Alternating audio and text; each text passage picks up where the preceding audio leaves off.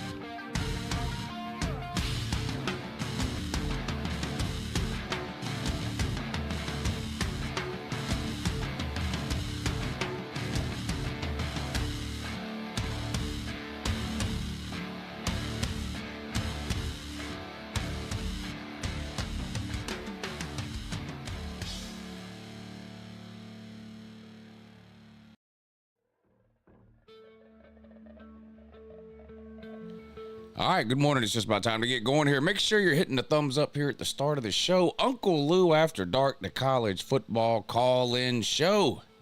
The link's in the description of the video. If you want to be a part of the show, click that link. We'll talk some college football. Got about 3 minutes till the start of the show. How's everybody doing?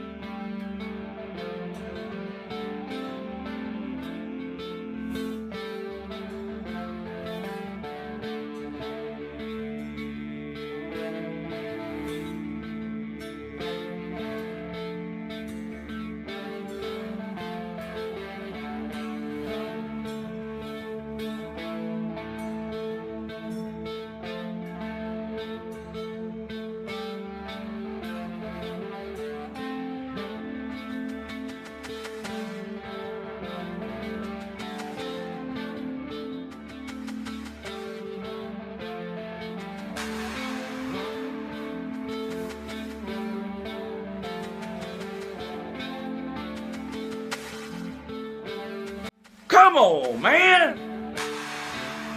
Come on, man.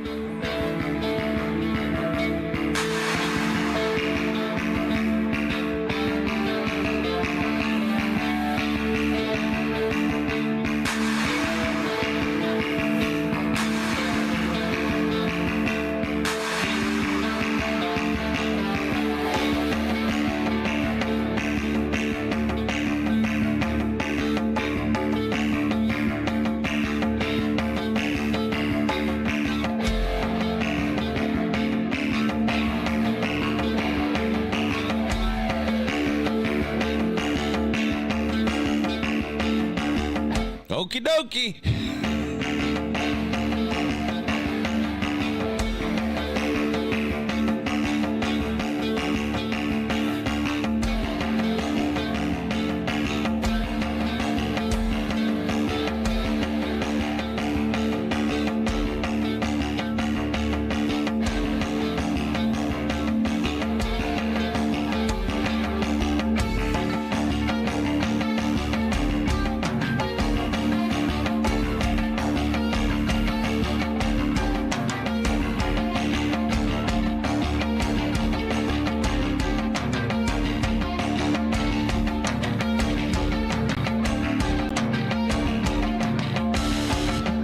Come on, man.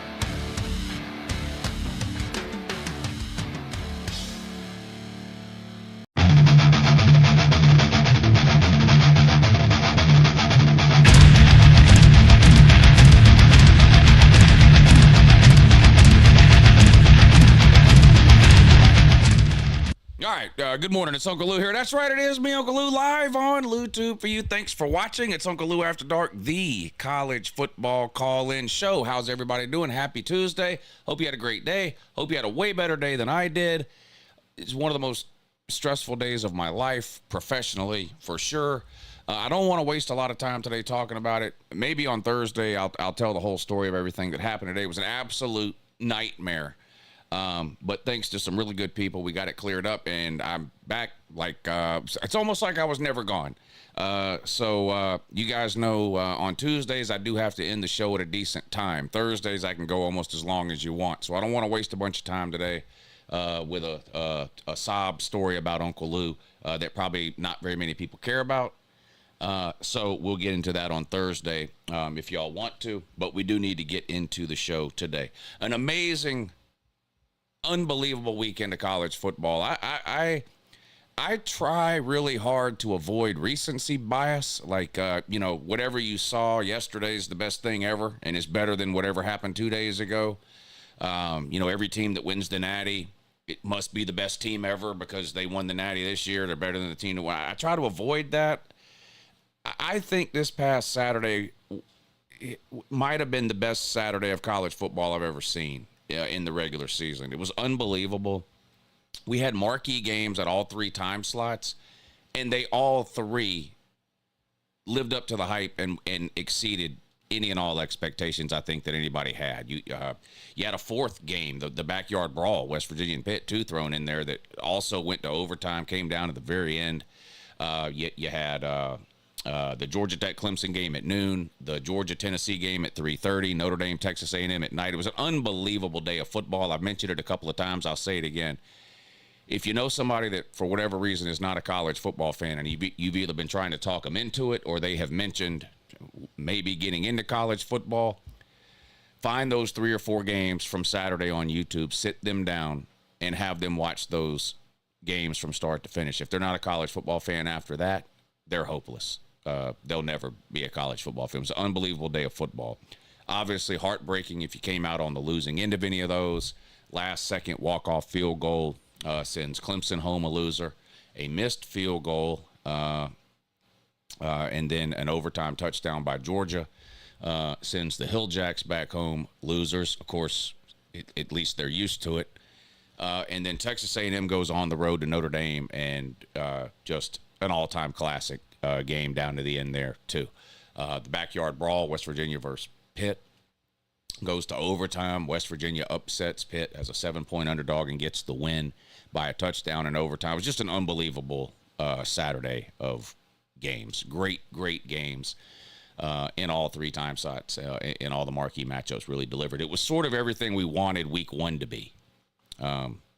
Week 3 sort of lived up to that hype. All right, let's take roll.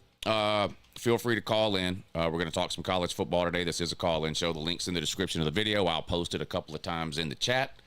And whatever you want to talk about, we'll talk some college football. We can wrap up week 3, talk about some of those great games. We can look forward to week 4 if you want. Another weekend of great games coming up. So whatever it is you want to talk about in the wonderful world of college football. I would ask that you hit the thumbs up here at the start of the show. That's a big help to the channel and the show. It takes very little effort or energy on your part, but it is a big help. Hit that thumbs up if you enjoyed week 3 of the college football season, or if you're looking forward to week 4 of the college football season. Yeah.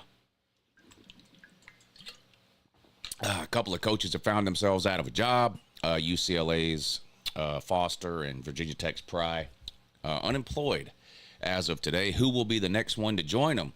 Could it be Billy Napier on Sunday after Florida loses another game, this time on the road at Miami? Could it be that Sunbelt Billy is handed his walking papers Sunday afternoon? I do think it's a possibility. LSU and Texas have no offense. Why? Let me know. I don't know why. I need somebody to call and tell me. Why don't LSU and Texas have an offense? Where is it? What happened to it? Why doesn't it exist? I need to know. So call me up and let me know. And if there are any Georgia Tech fans, Florida fans, or Tennessee fans who want to call in and brag about losing to Georgia, I'd love to hear from you as well. You guys have been typing about it for quite some time. Well, in the case of Florida and Georgia Tech fans, y'all have been typing about it since last season. Tennessee fans, of course, have spent the last 3 days typing about it, how proud they are that they lost to Georgia. I'd love to hear your thoughts on just those 3 amazing losses at the hands of Georgia. Bragging about losses is something I don't pretend to understand.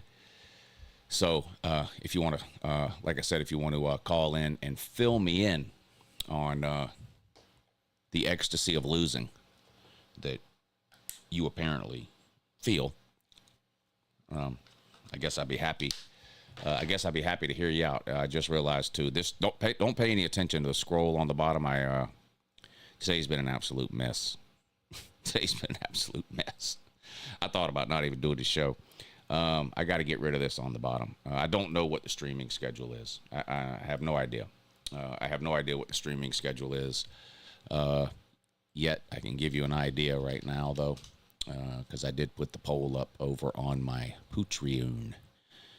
Patreon, I believe, is the French pronunciation. Let's see. What do the people say on the poll situation? It looks like prime time on Saturday. Let's see. Week 4 stream schedule. Jeremy Pruitt, schedule. Week 4 stream schedule. It looks like 7:30 p.m. on Patreon. All right, I do not know yet what we will do outside of that, but it looks like we will be live on Patreon for you 7:30 p.m. Saturday night. The people have voted over on the Patreon page, and they want to see South Carolina and Missouri, Florida and Miami, Illinois and Indiana, Arizona State and Baylor. All of those games are in prime time. Some of the bigger noon games coming up this week. We've got Texas Tech and Utah. I think that's the most interesting game of the week. Am I wrong? There's several interesting games. I'll get to some more of them in a minute, but a lot of people high on Texas Tech. I'm sort of in a wait and see mode. I've got them ranked. They spent $1 billion, and so, oh my God, they must be going to win the Natty. I'm not convinced. I think they're improved, obviously. I don't know about winning the Natty. I don't even know about making the Big 12 title game. But we'll find out a lot about Texas Tech this week. They play on the road at Utah. And I am a buyer in Utah. I think they're a legitimate threat to make the playoffs and win the Big 12. So Texas Tech on the road at Utah at noon. I think the most interesting game of the week because I really am looking forward to watching some Texas Tech. Syracuse at Clemson. Can Clemson rebound from their beating at the hand of the Nerds?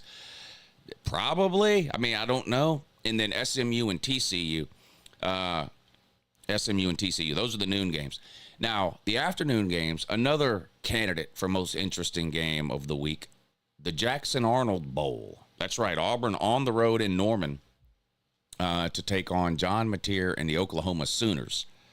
Jackson Arnold, of course, the quarterback for Oklahoma last year, some of the time. Then he was benched, then he played, then he was benched.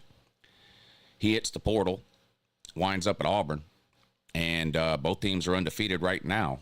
Only one team will be undefeated after this game on Saturday afternoon, though. Auburn on the road at Oklahoma, a very interesting game because of the Jackson Arnold factor.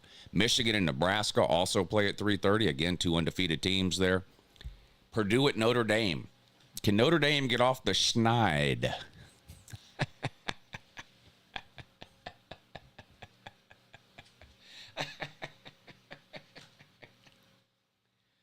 Is Notre Dame ever going to win a game? What are they doing?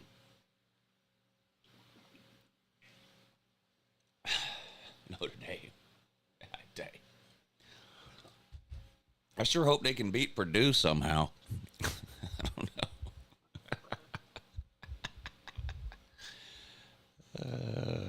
Let me stop. I do crack myself up, though. What else is going on? Oh, shout out to Sleeper. Yeah.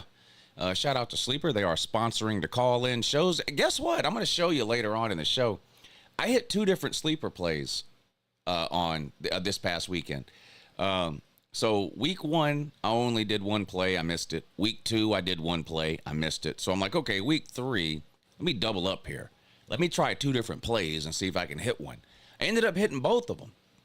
So each play had 3 picks in it. So that's a total of 6 picks. I went 6 for 6 over there on the Sleeper app. I'll show you those winning picks here in a little bit. And I've already got 1 play in for this Saturday's games too. So make sure you're downloading the Sleeper app. It makes watching these games a lot more exciting. Use promo code LOU, L-O-U, and they're going to match your first deposit dollar for dollar up to $100. So if you deposit $25, they'll give you another $25. Now you got $50. If you deposit $100, they'll give you another $100. Now you got $200. Courtesy of Uncle Lou, get you some free money over there from Sleeper. The #1 daily fantasy sports app on the market. I live in Georgia. It's legal here. I know Pete uses it in South Carolina, so it's legal there. It's legal in over 30 other states as well.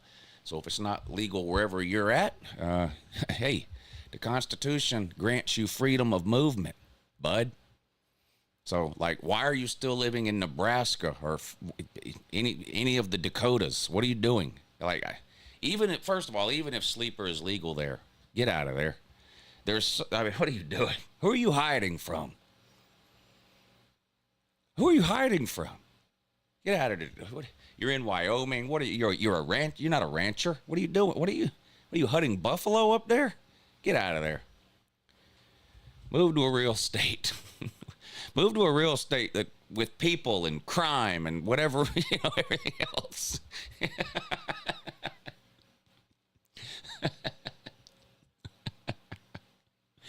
I'm just messing with you. I'm just messing with you. It could be worse, right? It could be worse. You could live in Mississippi or Arkansas. Dang. All right, it's time to get serious. Y'all need to quit playing around. Y'all play too much. Let's take roll and see who's here. Pastor Dave, what's up, buddy? Good to see you in here. Earl Carr has been a member for 26 months. Thank you, Earl Carr. General Shadow, Jarvis, Joe D. What's up, Joe? 1989, Decline, Brad Pitt, Greg Godin, I think that is. By Insanity, Bryce. Fusion Games 05, Aggie Man, Donovan. What's up, Donovan? Bow Hunting. Bring on the Nate the Great Bowl. Somebody said, why isn't the super chat working? I have no idea. Is it not working? I have no idea. I've got no clue. Jared Martin, Garrett Roberts, Floby, Till Valhalla. Uncle Lou's bath towel. Ugh. Come on, man. What? Super chats have been turned off. I don't know why that is. Hold on. Let's look. Let's look. I don't know if there's anything I can do about that during the middle of this. I didn't change anything. Well, sorry. No super chats today. I'll have to look into that after the show. I don't think there's anything I can do. I don't think there's anything I can do about that during the show. I don't know. What are we doing? What are we doing? Supers. You're eligible. Oh, it is off. All right, I just turned it on. I don't know. Well, I do know what happened. It has to do with everything that happened earlier today, which I said I wasn't going to get into. So I'm not. But now I just turned them on, but I don't know if it will. They got turned off, but I just had to turn them back on. But I don't know if that'll fix it for this stream or not. So, but I do appreciate y'all pointing that out, or else I never would have known that they were even off. So I do appreciate that. Yeah, I do appreciate that. All right, is everybody ready to get to the phone calls? Everyone ready? Bueller. Let's see. I know who y'all are waiting on. And guess what? He's the first one. This man refuses to run and hide. Now, Lustradamus is going to make a prediction here. This next caller is about to come on, tell us how sorry Billy Napier is and how sorry DJ Lagway is and how sorry Florida is. And then he's going to predict Florida to beat Miami 34-17. What's up, Octavian? How you doing, sir? I'm doing great. I have a lot to say today. I know you do. First off, I want to say to the Tennessee fans, you owe 50 bucks, and that kicker, I ought to hang him off the side of Neyland Stadium for missing that kick. You had it dead center and you missed it. Unfucking believable. Unfucking believable. Fuck Tennessee. Oh, we beat y'all by 50 points when y'all come down here to the swamp. Well, anywho, I'm sick of the Billy. I'm sick of it. I'm sick of him, and I'm sick of his shit, man. He had a quarterback that throws 5 interceptions. All you have to do is sit his ass down. Just sit his ass down. Or run the ball. Why didn't they? Sit his ass down. Y'all refused to run today. Jaden Ball's the best player on your team. You're only down 10 points in that game. I don't understand the constant throwing with a quarterback that doesn't know what he's doing. I don't know. He's dumb as hell. After this week, this is his last week at the University of Florida anyway. So I can honestly give a damn what he does. If he loses this game or wins this game, I don't give a damn. As long as his ass is out there, get his ass out there. Yeah, Florida's off after that, right? A bye week after Miami. Yeah, this would be the perfect time to fire him. That's what I'm thinking too. Yeah. This would be the perfect time to fire him and get it on over out the way because yeah, this is just a mess of a football program. I'm ashamed and appalled to be a fan of this team here today. That was just an embarrassing performance. The defense, I got to give the defense credit. We have one of the best defenses, but our offense is goddamn straight garbage can do ass. They're just ass, and the high school play calling, they just. I don't understand this dude. I don't. And then he really pisses me off this week saying that he doesn't give the backups any reps. What the fuck is you doing? If the dude throws 5 interceptions, you sit his ass down and you yell at him. We don't have no fire on the team or nothing. Nothing. No fire. It's almost like your head coach doesn't know what he's doing. He doesn't know what he's doing, and I'm gonna just go and say it on the record. We're gonna get our ass raped by fucking Miami this weekend. Yeah, and I think it's and you know what? I think Miami's doing a goddamn favor for us. I want them to please beat us, so we get the nightmare over. Please pull our pants down and beat us. Pull our pants down and beat us, because that was just. I'm just done with the whole charade. Go and look. My candidates for this coaching job is we get either Alex Golesh, the Oregon's offensive coordinator. Sorry, Oregon man, we're gonna take your. We try to offer you the offensive coordinator, Georgia's defensive coordinator, or Lane Kiffin. That's my people's. That's how I have chosen.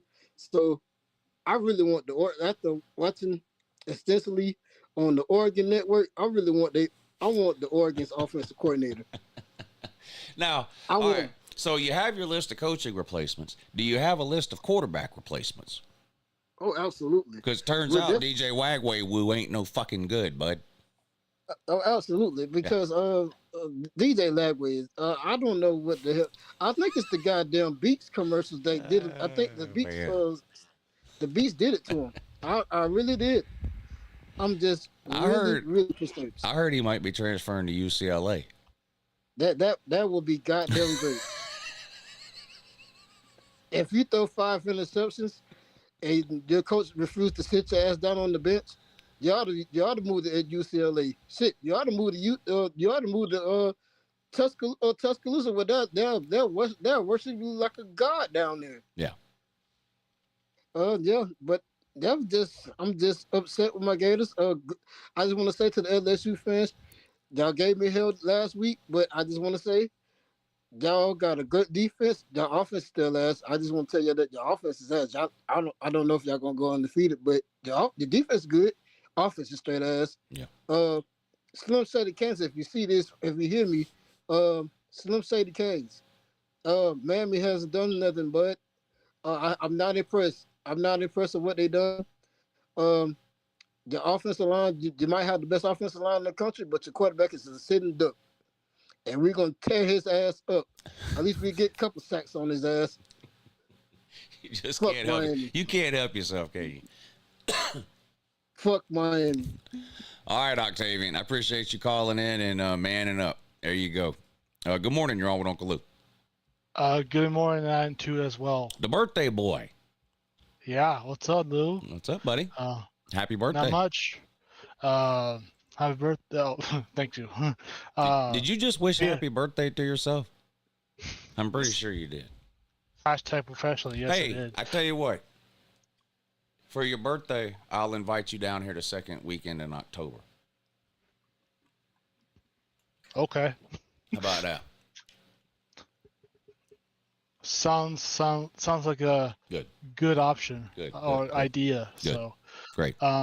Anyways, This might be sound surprising. I thought about like trashing my teams, like trash talking my own teams, which could be hilarious.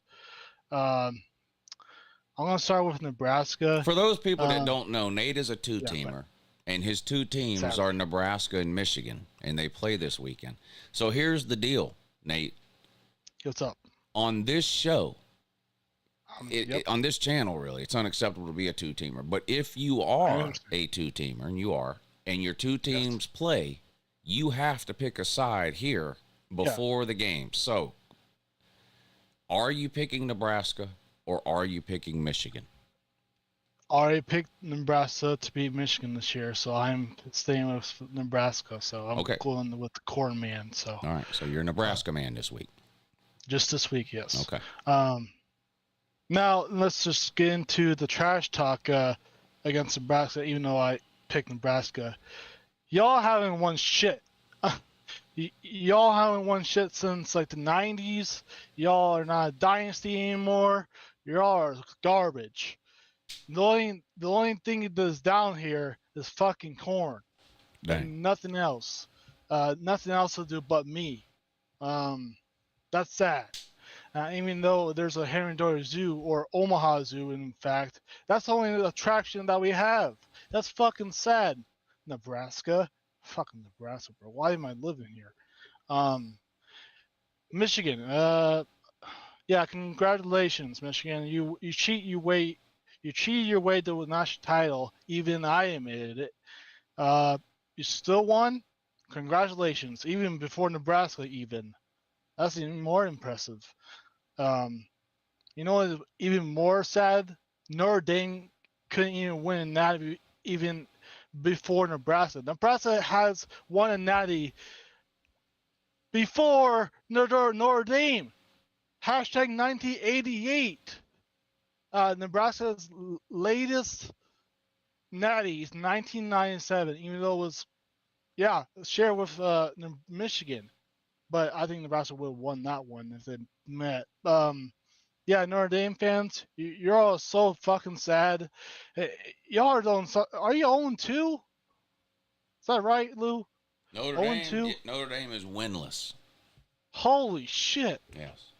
When's the last time you went winless? Holy fuck. Dang.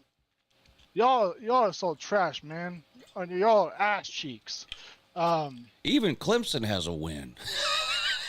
Oh my god.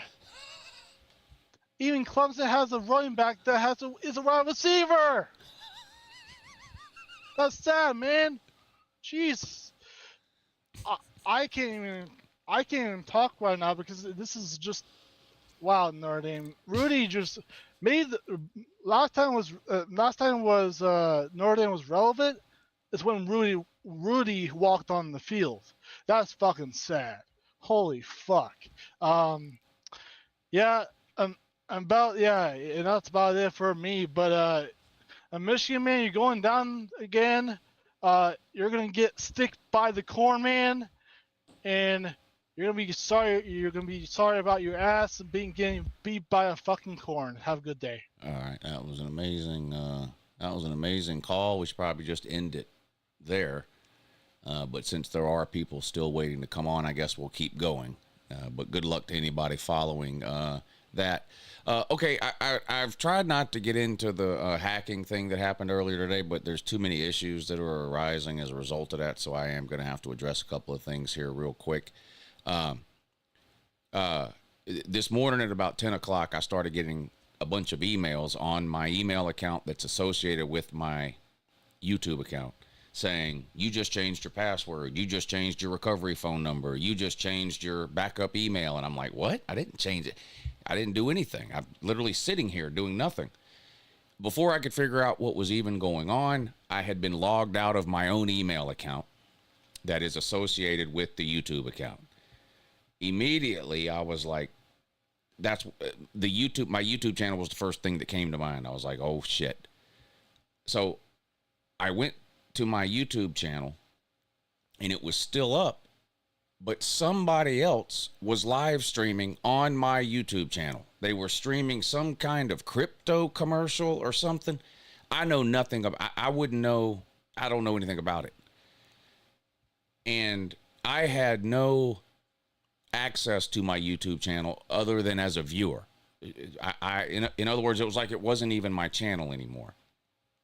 I reported the stream to YouTube, and within like 5 minutes, in the middle of that crypto live stream on my channel was deleted. This entire channel was just deleted. If you went to my channel, it said this channel has been removed. I was about to have a stroke and a heart attack at the same time. I literally, I don't know if I thought I might have been having a panic attack. It was bad. And to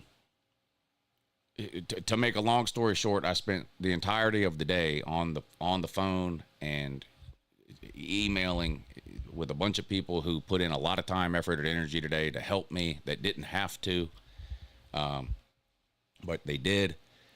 And the problem got resolved. I finally got my email account back, and once I got my email account back, I was able to get access to my YouTube channel back, and they were able to save everything. Apparently that's how the super chats got turned off. I didn't know that. Some people are typing that if you leave the stream and come back in, now the super chats are on. And I didn't remove anybody's moderator wrench either. I don't know if whoever took my channel over did that, or if YouTube did that before reinstating it. I don't know. I have no idea. I didn't even know the wrenches were gone until I started seeing people ask about it in the chat. So I hand out wrenches on Patreon streams.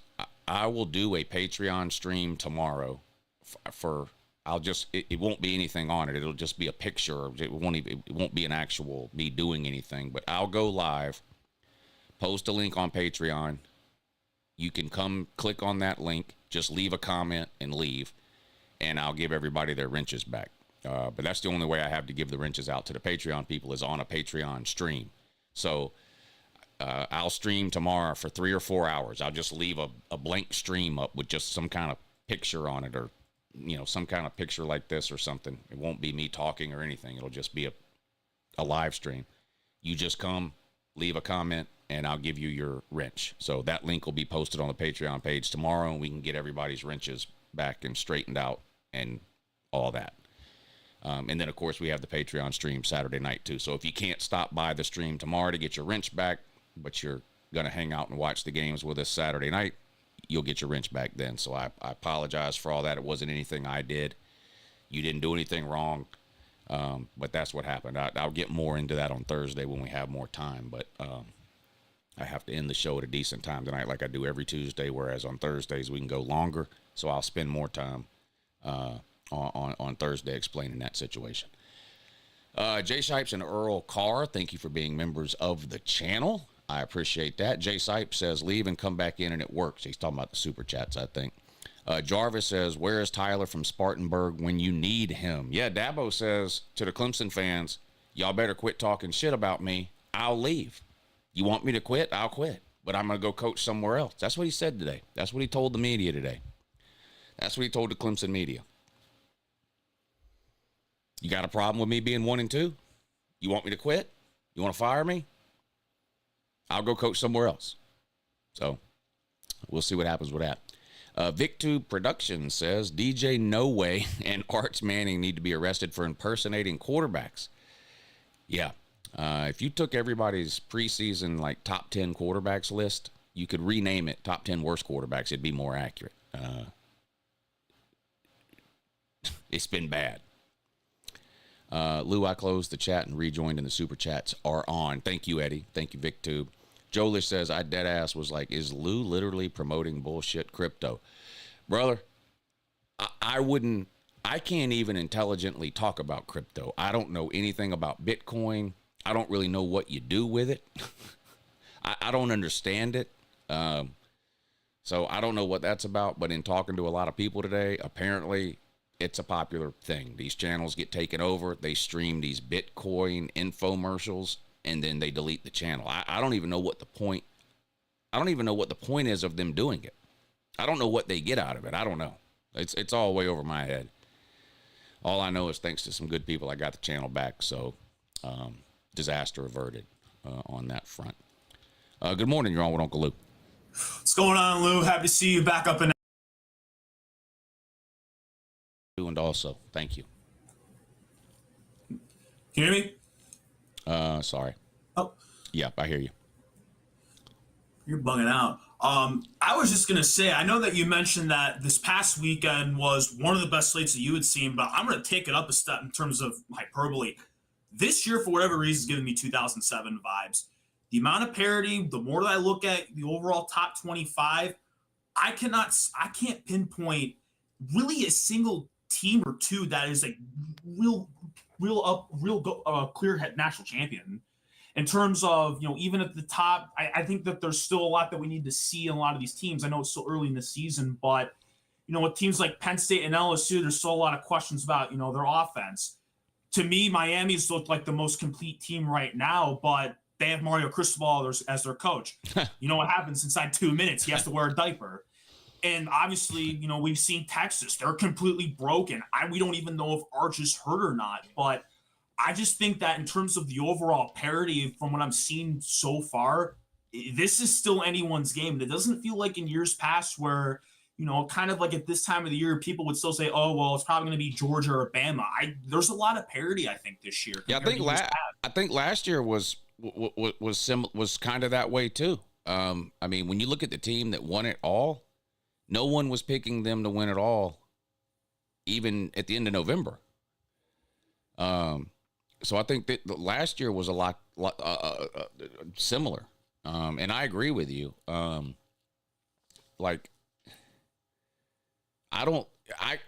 wouldn't be able to name okay, I think one of these 4 teams is winning the Natty. It would be more like one of these 8. There is no dominant team. Yeah.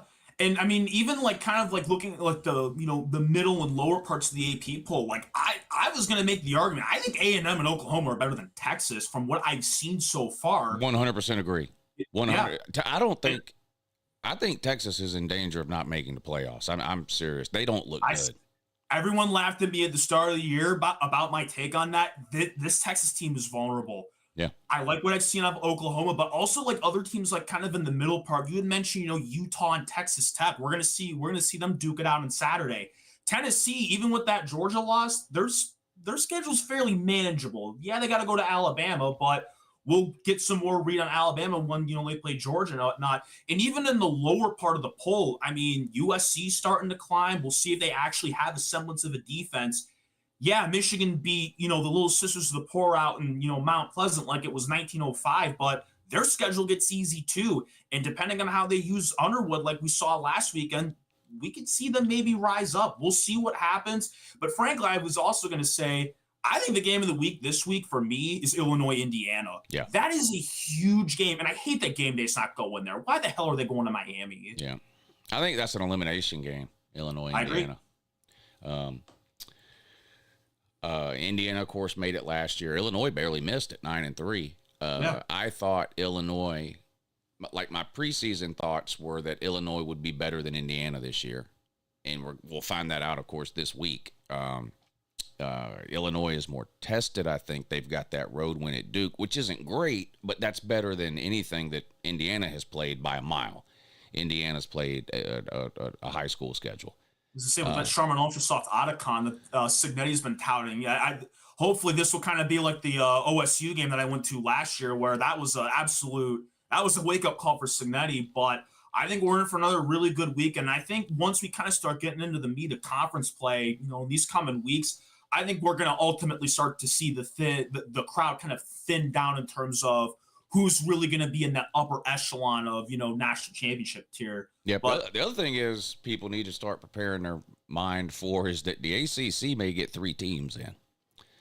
Now, that may end up not mattering if Notre Dame doesn't get in, which they probably won't. I don't think they should. But I think Miami and Florida State are probably the best 2 teams in the ACC, but Georgia Tech is going to the ACC championship game. They don't play anybody.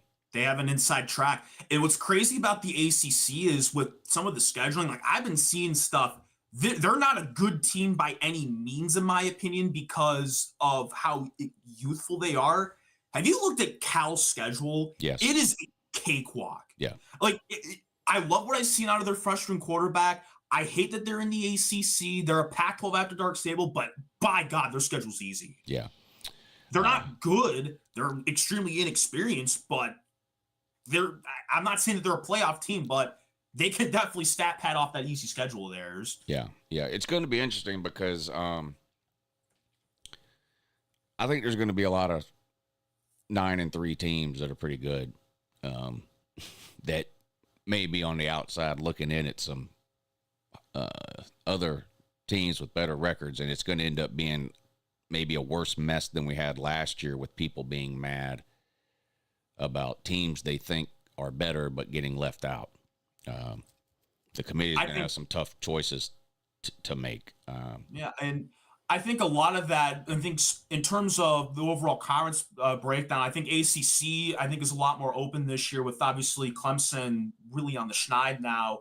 The Big 12 is obviously the heavyweight conference in terms of just the overall seeding in terms of trying to get into the playoff. I mean, 7 teams were in it last year, but I mean, with South Carolina also, down Lenore Sellers for a little bit, I think that kind of opens up the SEC a little bit more too. And I think we can see teams like, Tennessee and maybe even Vanderbilt, just with their style of play, maybe try and, claw for a spot. I don't know if Vandy, has the Jimmies and Joes besides Pavia, but I still think that there is a path for them to try and maybe claw for that last spot.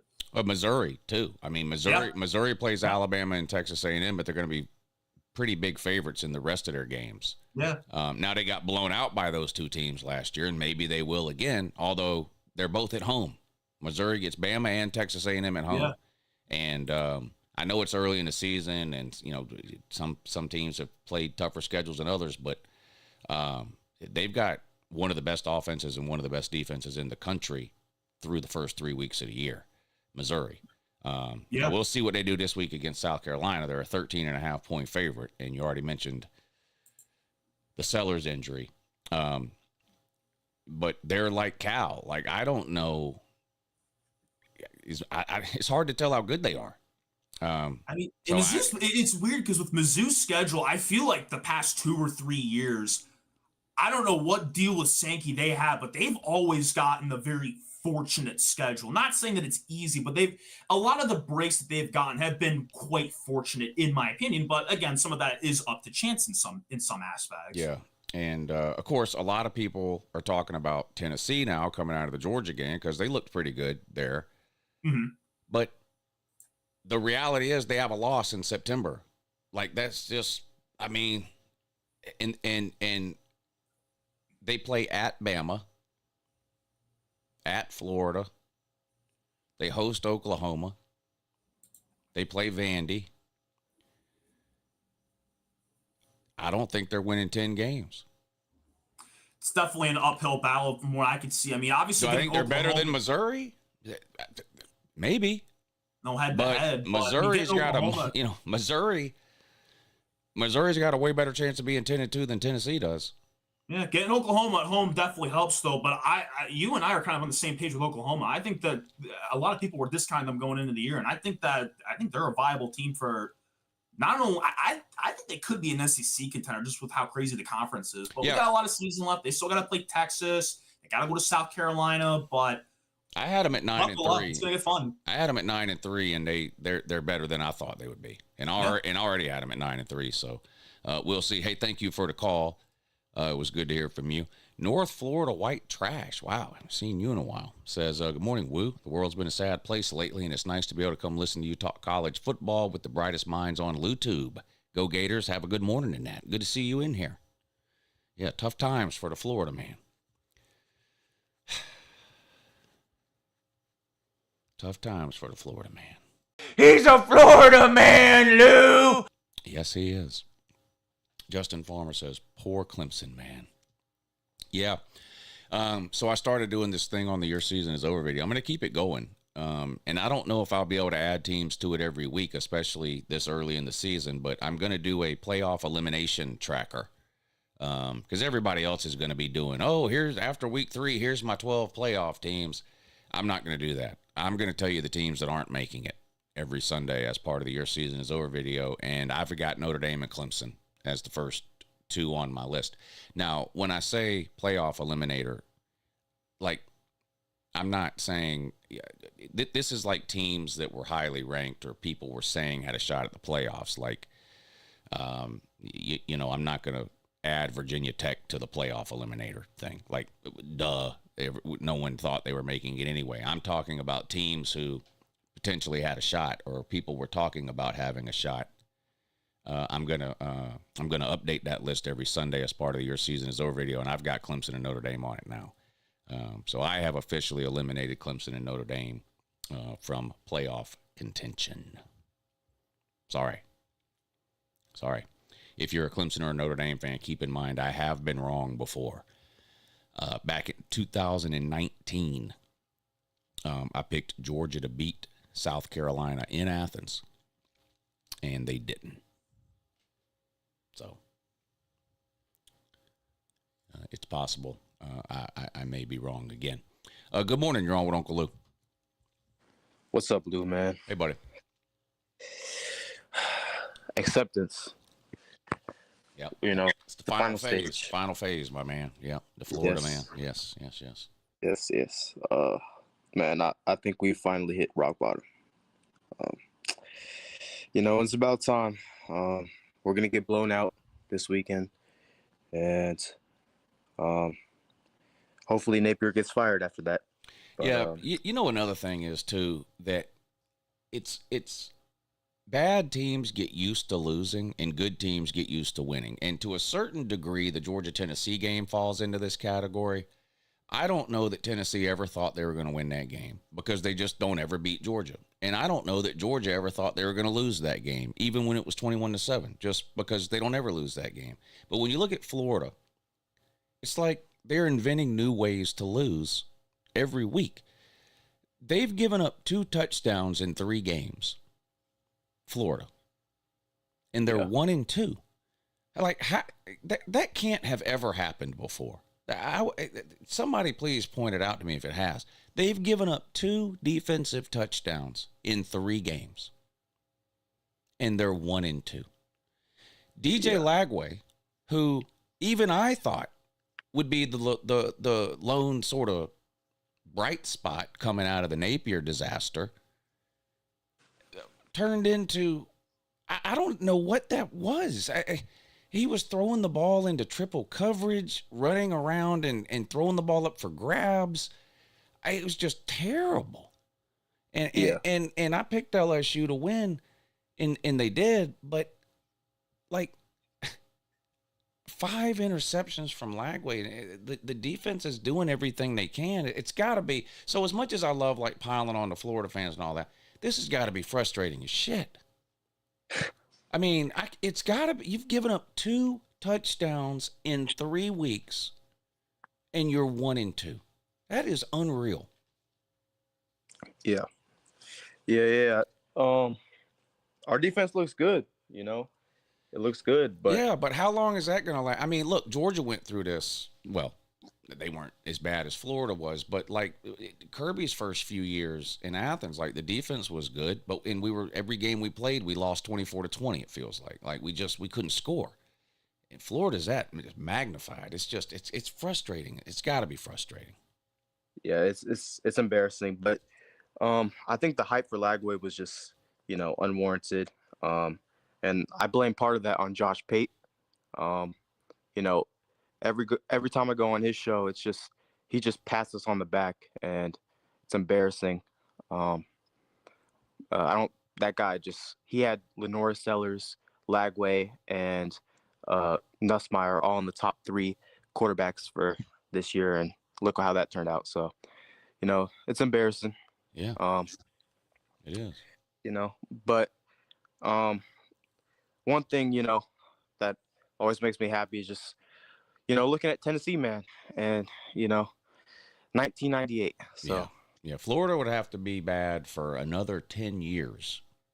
Exactly. Just before they got to the point where Tennessee is now. Yeah. So exactly. We can always point and laugh at them. So yeah. All right, buddy. Well, hang in there, man. Yeah, y'all may win another game or 2, although it's not likely. Good morning. You're on with Uncle Lou. Hey, Lou. What's up, buddy? Hey, Dominic. What's going on? Man, oh, man. Yeah. I have done a lot of shit talking about Florida, including that bum-ass overhyped QB DJ Shitway. Dang. And the Florida man just cannot take me seriously sometimes. Yeah. Even though I'm a JMU fan. James Madison? Yup. Oh, yeah. What happened to beating Louisville, like you said? Oh, listen. Hell, Listen, I believed you. Listen.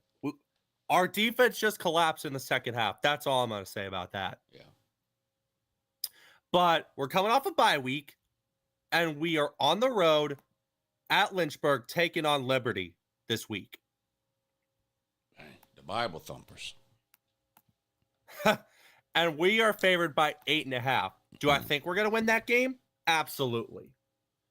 Yeah, I'll go with James Madison on that one. I think they can beat Liberty. Oh, yeah. But there's one big game in particular I wanted to talk about besides the JMU game. Texas Tech and Utah. Gonna be a good one. Oh, yeah. Utah's favored by 3.5. And that, in my opinion, is one of the many nominees for Game of the Week. Don't you think? I do think that, yes. I'm curious to see what Texas Tech does against some real competition, and I do think Utah is real competition. I think it's going to be a good game. I like Utah. I think this is disrespectful to Utah. Texas Tech hadn't done anything in years. They spent a bunch of money. That's all they did. Now, Utah had a bad year last year, but perennially they're a good program with a great coach, and they've looked really good this year. And to only have them favored by 3.5 at home, you're basically telling me you think these two teams are even, because you get about 3 points for home field advantage in college football. So you're basically telling me, the bookie is basically telling me that he thinks these teams are even. I think it's disrespectful. I like Utah to win at home. Yeah, man. I think that's disrespect to Utah, honestly. Yeah, put some respect with a capital K at the end on Utah on Utah name. Yeah.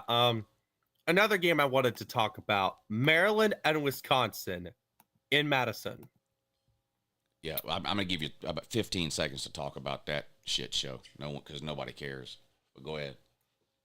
Actually, that is going to be a shit show. And to anyone who's going to watch that game, what the hell are you doing? Right. Yeah. Honestly, what the hell? At least watch a good game this weekend. Like, I don't know, maybe Illinois and Indiana. There you go. That's a good one. I like it. I'm taking Illinois. I like Illinois. Or hell, maybe Arizona State and Baylor. That's a good one too. Arizona State got to win that one, don't they? Got to find a way. Oh, yeah. I'm definitely taking the Sun Devils. Embarrassing loss for them on the road at Mississippi State. Dang. What were they doing? Literally. What were they doing? I don't think they know. I don't even think they know what they were doing.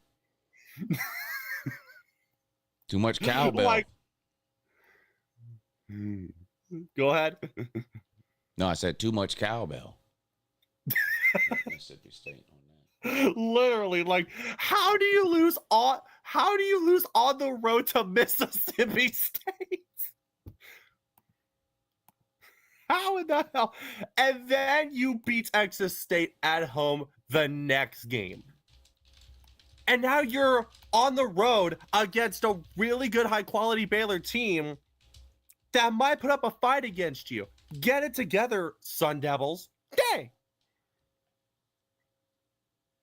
I agree. They got to get it together if they want to beat Baylor. Literally. All right, buddy. Well, good luck in your Maryland, Wisconsin deal. I appreciate you calling in. Good morning. You're on with Uncle Lou. Hey, Uncle Lou, what's up, man? Hey, buddy. I'm glad everything's got fixed for you. I'm going to say this before we get into Florida and stuff. I want to say the Texas Tech and Utah game, you're right. That's going to be a good one. and my girlfriend was is a Texas Tech fan, and I would be going with the Red Raiders. Wait a minute. Yeah, Hold she was on. from El Paso, Lou. Come on, man. There are no Texas Tech fans, but you're telling me that you, as a Florida fan, your girlfriend is a Texas Tech fan. Yeah. Okay. She don't like the Aggies and she don't like the Longhorns, Lou. Come on now. Well, nobody does, but they're not She was- Texas Tech fans. Yeah. She's great. She's like, now I turn her into a Gator fan, and now I was like, maybe I should turn into a Texas Tech fan. Dang. Yeah. But did I just hear a handicapped Sunbelt James Duke man talking shit about the Gators? How about you jump in the SEC, maybe get smashed back into the FCS? So I'll be quiet. Did you just call somebody handicapped? Hell yeah, he's handicapped for damn Santa crap. He's like terrible at the Voltards. And you know what? Tennessee, you got everything that came to you. Let me tell you something, Tennessee Voltards. Let me tell you something. Y'all are so damn terrible, and y'all fucked up this game. You made John Parton lose a damn wig for losing this game. It was right in your hands. Instead of throwing footballs, you threw fucking mustard bottles and golf balls. How about you practice and to win fucking games? You fucking has-beens, you fucking hillbillies with their fucking tobacco and your goddamn mouths. Why aren't there 5,000 people watching this call-in show every Tuesday and Thursday? I am tired of these Tennessee fans, and they complain. How about you win some games? What are people doing that they're not watching this show? Well, I can't talk about that now, Lou. I can't talk about everybody else, you know. But let me tell you something. I am tired. Also, I'm tired of DJ Lagway. He plays like DJ Ungale. Ooh-ah-ee-oh. That motherfucker. We 5 fucking interceptions. We can't play a fucking down. We, instead of fucking running the fucking ball, we fucking pass 30 times. And every 5 damn passes, Lagway fucking screws it up again. I'm not buying that Russ crap anymore. I tell you what, you know what you need to do, Lou? You need to get over there in that helmet and take that helmet and throw it in the damn trash. I tell you what, disgrace. The whole damn team is a disgrace. You can't win a fucking game with 5 interceptions, much less a JV game, a varsity game, a college game, and much less an NFL game. I'm hoping we win a game. Another game. We'd be over here fucking 2-10. So tired of this crap for 4 years, and we're fucking average, below average. You're nowhere near average. Yeah, you're nowhere near average. Shit. Who do you think would win? Who do you think would win between Florida and UCLA? Oh, we beat the shit out of UCLA. They're soft as fuck. I don't know. No, come on now, Lou. No, come on. Nico ain't shit. He's a little weakling. You saw him versus that UNLV game? I think Lagway's got more interceptions in one game than Nico's Shit, got all year. Shit, Lou, it'd be the interception bowl. What are you talking about? It'd be turnovers. And by the time we get done with the turnovers, it'll be the end of the first quarter at midnight. No, I'm serious, Lou. I'm serious. I you know what? You know what? I'm tired of these Cane fans. I tell you what. We might not beat you. And let me tell you something, Cane fans. Y'all be the kind of team that think y'all very good, but y'all lose to fucking Virginia Tech down the line, you fuckers.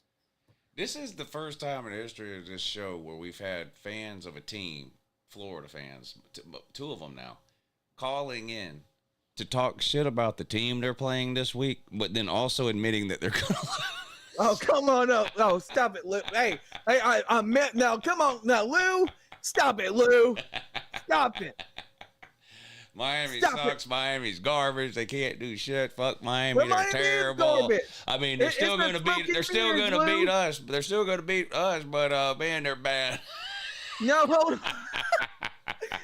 No, hold on now, Lou. There is smoke and mirrors, Lou. Smoke and mirrors.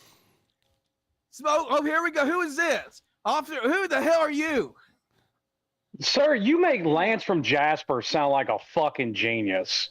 Are you going to still talk about the... Do you realize that? So, You what? have gone to levels of stupidity that Albert Einstein couldn't comprehend. Why? On why one are hand, why you're are you talking here? about how great your team is, or how terrible your I team is, I never but said how the team's bad great. ours is, and we're going to beat you. What are you doing? Why are we talking? You're to a calling Canes fan? Tennessee a bunch of Why are we has-beens? here? What are you? Why are we here? Are you still stuck in the past of the fucking 80s? No, I'm talking about right here, right now. We're going to leave the pulling your pants down thing to Penn State and Notre Dame. That's not our thing. But we're going to put belt to ass in Miami on Saturday. You sound so sure of yourself, man. I'll tell you what. I'll tell you, we're going to bust you up and we're still going to find a way to lose. Then you got Florida State. Let's see if y'all run up the score. I want FSU to beat y'all asses. I hate y'all so bad. Wait a minute. Are you so down bad that now you're hoping another in-state rival beats us? Hell yeah. That's like saying Georgia Tech and Tennessee are playing and Georgia hopes that Georgia Tech wins. That's how down bad you've gotten. Hold on. Who do y'all play? Who do y'all fucking play? Y'all played a bad Notre Dame team. Very good. We played two top 25 teams and won. No, stop. You faced a cardboard cutout of a USF team. You beat up a cardboard cutout. How tough? That cardboard cutout that beat you? No. Oh, no, I can't say that. No. No, stop it, man. No, stop it. Why are y'all Canes fans always harassing the Gator fans? Y'all could have picked a better team to pick on. Yes, you're right. I could have picked a much better team to pick on, but instead I decided to pick on you because I like picking on the handicapped. Dang. Well, you are the handicap. Y'all stuck in the 80s. Let's play some Guns and Roses. No, I'm in 2025, sir, with one of the best quarterbacks in the country. Sir, but guess what? Here's what we can do for you. I'll do you a favor. Play 2 games. Not only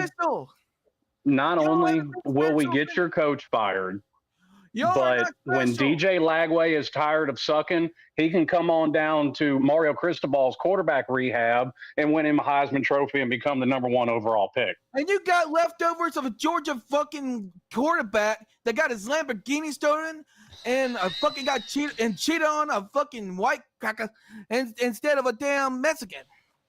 Wait a minute. Who's possibly the best quarterback in the country right now? Oh my God. You are disgrace to football and your credibility. And you are disgrace to mankind. Sir, I am Like I started this off with, you have made Lance from Jasper seem like a genius and rational person. And you look for like those of you here that know who I'm talking about. And you sound familiar to the redhead from Goonies. Well, I'm married to redheads, so that might help. Yeah, you leave redheads out of this. But no, come on. No, I used to be redheaded. I used to be redheaded. I was too until it turned brown. I was too until it come on now, Lou. I wasn't talking about you, Lou. You know it turned brown the same color as DJ Lagway's pants Saturday. Well, will that also be Miami? Because you think LSU's defense is good? Wait till Ruben Bain and Akeem Mesidor are coming at your quarterback. Are y'all talking about fucking defense? Y'all don't even know how to play defense. Will you sit your ass down? No. He's a Florida man, Lou. Country. No, stop it. I'm going to cut you off right now. Cut it out. I don't think you are. I'm cutting you off. No, you're not. No, I'm cutting you off because you cannot tell me anything about defense because y'all haven't played that in the last decade. Who scored more points? Who did South Florida score more points on? Florida or Miami? Defense, Kane. It's about defense. Who did South Florida score more points on? Florida or Miami? I'll wait. Oh, Florida would. Florida would have burned your ass. And I was going to think y'all were going to lose. I'll be blip your ass. You're burn my. What are you? You're down to being a hemorrhoid now? You're going to burn my ass? Hey, shit! Let me light it up and burn it up. Yeah, we're going to be your daddy. We're going. Oh, wait a minute. A minute ago, you were going to lose the game. Now you're going to be our daddy. You're giving me whiplash here, son. Daddy. I have changed opinions. I hope we do beat your ass. Well, hope in one hand, shit in the other. Let me know which one fills up first. Y'all do not deserve it. We may not have a good time. We may not, but guess what? I am having a good time. I'm having a great time. I'm Why having a aren't good time you? too. Maybe we should hold hands. I'd rather, once again, I'm going to leave that to the Penn State Notre Dame fans. You take that up with them. Uh-huh.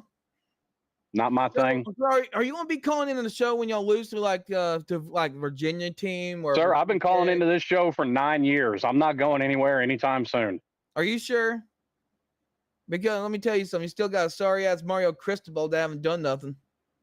Maybe, but he's leagues above Sunbelt Billy. So they're in the same damn time, and he has not made no effort. Now, don't you start crying. Now, I don't want these King fans, especially you, to start crying when Space Mountain comes crumbling down now. Space Mountain? What? Yeah, Space Mountain. Because let me tell you something. Let me tell you, the only people on Space Mountain is going to be your football team come December because they're going to Disney World because they're not going to a bowl game. It's much easier to hop on than hopping off. All right? Because let me tell you something. You're going to be hopping off because you want to be hopping off this train of Miami Hurricanes when they start losing. No. Once again, sir, I've been here for 9 years, good and bad. No. I've been here for years, too. We had some terrible coaches. We had Ron Zook and Will Muschamp. You had better players than we had. And answer me this question because I can't get a Florida fan to answer it. I want an honest answer. Okay. How are you going to feel when y'all don't make a bowl game and Dan Mullen is in the playoffs with Lou NLV? Oh, stop it. No, Lou brainwashed you now.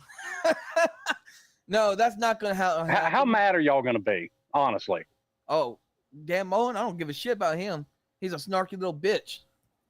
That's the best coach you've had in the last 10 years. No, he is not. Jim McElwain. Because Jim McElwain took us to 2 SEC titles, and we went to 2 New Year Bowls with that. Well, no, he took you to 2 SEC championships that you lost. And we went to 2 New Year Bowls. And then you fired him the one time he didn't make the SEC championship. Because it was a faking death threats.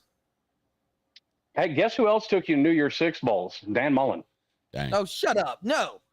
Jim McElwain had structure. He had culture. He had a good defense. We had. He humped sharks. Huh? He humped sharks. What? Yeah, he fucked a shark. Everybody knows that. Yeah. Shit. Why are you here? What y'all don't even. How many ACC titles you been here since 2005? There's none. That's right. 0.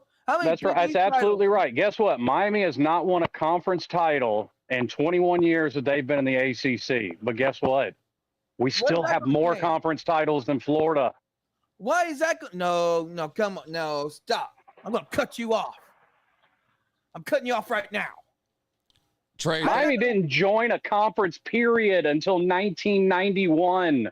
We still have more conference titles than Florida. Thank you for the call, Trey. All right, Slim, I got rid of him so you can have in case there's anything. How are you, sir? I'm good. All right, I didn't mean to throw you into the shallow end like that, but I knew you could handle it. You know, I was watching your season is over video, and I'm glad that you finally see my pain that I've been living through my 9 years on YouTube. Yeah. Because I've been having to deal with the dumb shit that the majority of Miami fans come on here and say. And now you're having to deal with a swath that you are not part of Georgia fans that refuse to eat their crow over Carson Beck.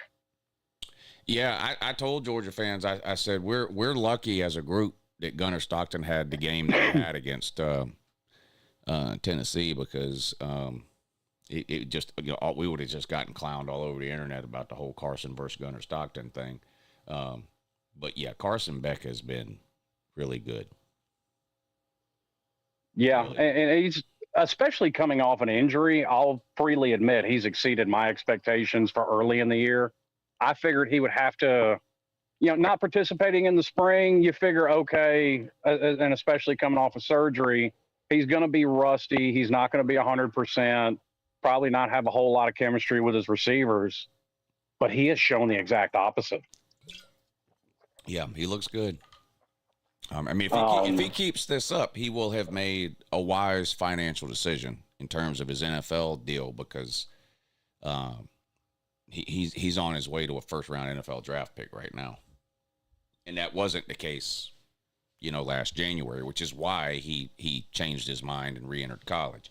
So it looks like it's worked out. It doesn't always work out for people when they do that, but it looks like it's working out for him. Yeah. Now I do, and man, I heard you talking about it earlier, and man, you have talked about this. I'll give Florida's defense a little bit of flowers. Yes, with 5 interceptions, the fact they didn't give up more points is great. But LSU's offense is not lighting up anybody's stat sheet. Yeah, they got issues. So I'm really wondering, well, how good is Florida's defense really, considering the opposition that they've had in, what was it, Long Island, Rhode Island, whatever it was, and then South Florida and Louisville, LSU. Yeah, I don't know. I like Miami to win and cover. I think Florida's on the verge of completely falling apart.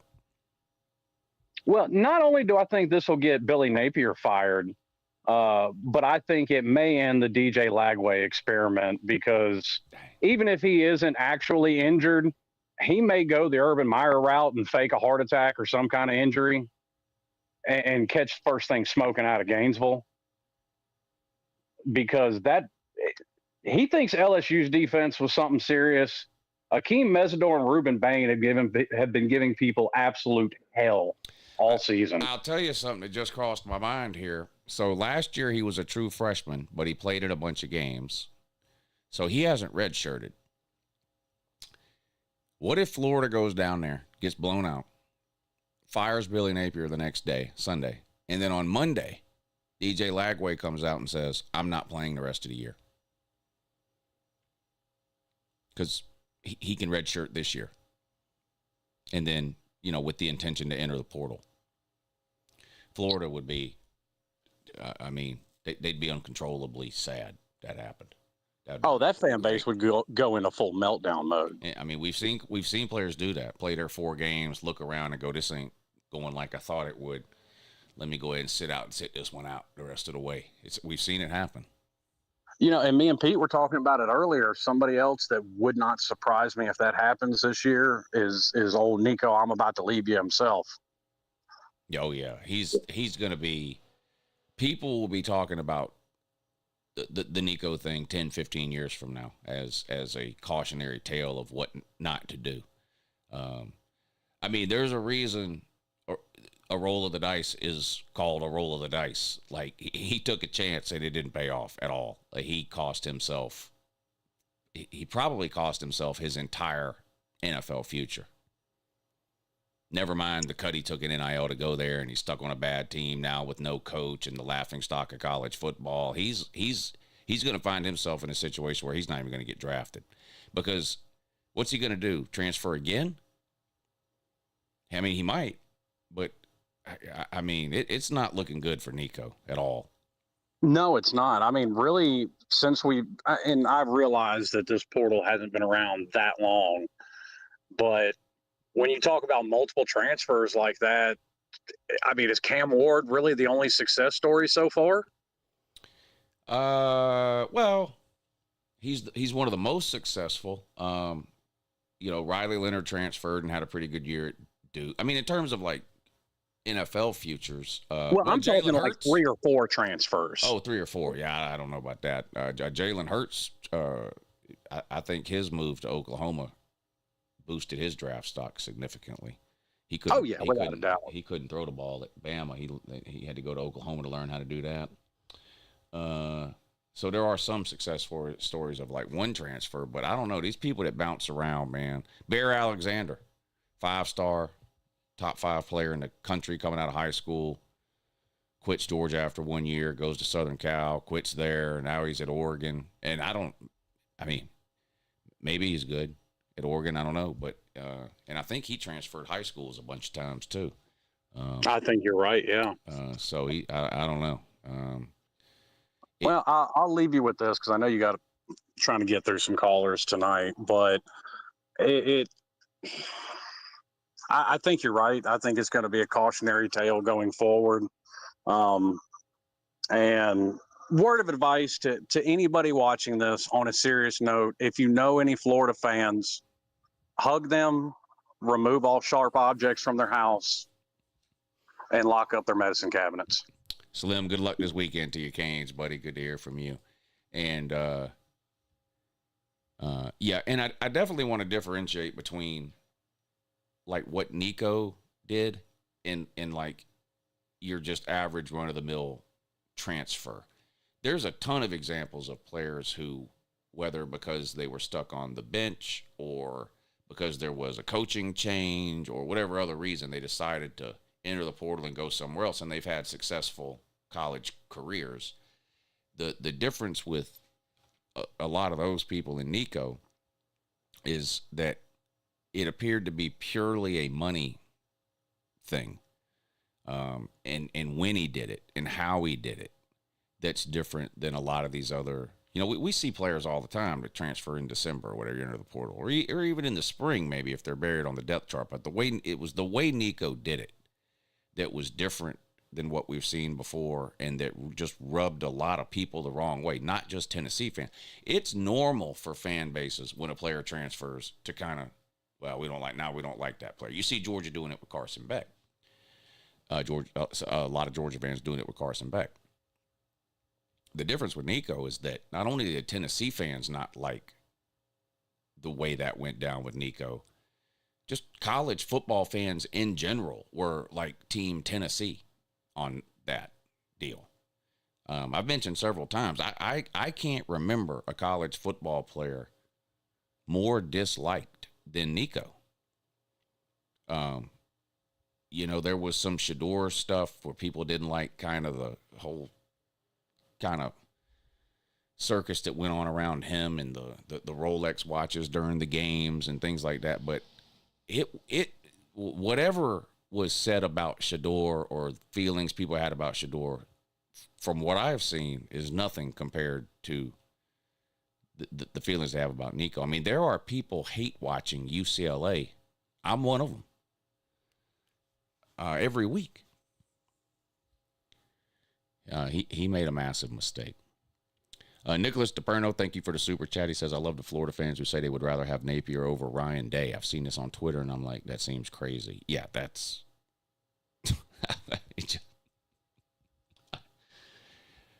Yeah. Maybe in the offseason, when the glass is half full still, and you're trying to be optimistic, and so you say, no, I like Napier, but boy, that's a terrible take. That's a terrible take. Thank you, Nicholas, for the super chat. Huffer Billy Paul, thank you for the super chat, sir. He says, so glad to see Lou victorious over the Hackers. Go Dogs. Pray for Clemson and Dabo. I'll let Dabo do the praying. I'll do the reacting and criticizing. How about that?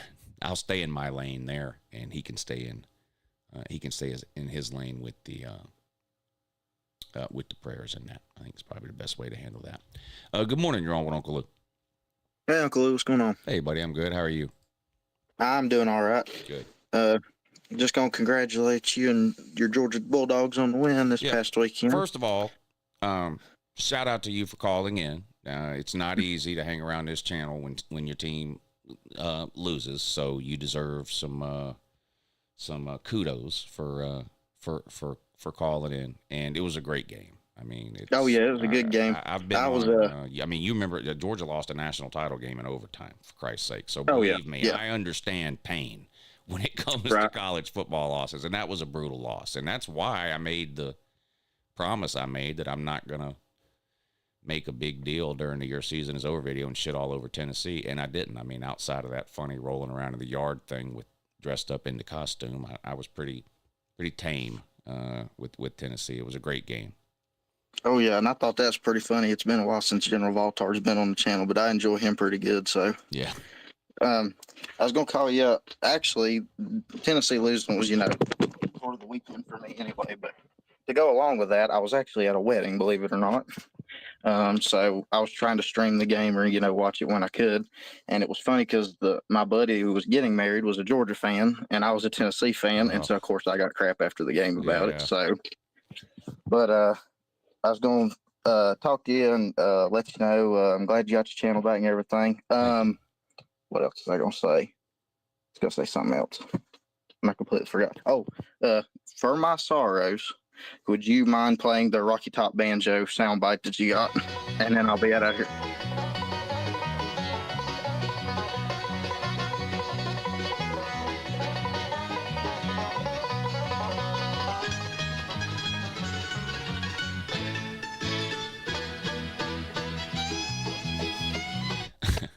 All right, buddy, you're a good sport, man. Good luck the rest of the way. Probably a lot of wins this season in Tennessee's future. Only real question is, will it be 9 or will it be 10? It could still be 8. At Florida, at Bama, home against Oklahoma. We'll see about the Vandy deal. But they're not a terrible team. I mean, it's what I said about Tennessee in the offseason. I said they might not be like playoff team every year, but they're also not a 5 or a 6 win team anymore. Like those days are over with Heupel there. Good morning. You're on with Uncle Lou. Hey, Uncle Lou. Hey, buddy. I'm glad that everything worked out for you with your channel. You know, I was listening to your story, and it sounds like the reason why YouTube deleted your channel is to purge that guy. So, I mean, it wasn't to scare you; it was to kick that guy off of your live stream. So yeah, the biggest issue, just to touch on that real quick, the biggest issue, and it's funny because I actually just talked about this a couple of weeks ago because somebody else, another college football YouTuber, was going through not the same thing but something similar, and I said the scariest thing about doing this for a living is that it can all be taken away from you in an instant, and when that happens, you can't get in touch with anybody. That's the scary part. That okay, my channel is gone. I know I didn't do anything wrong.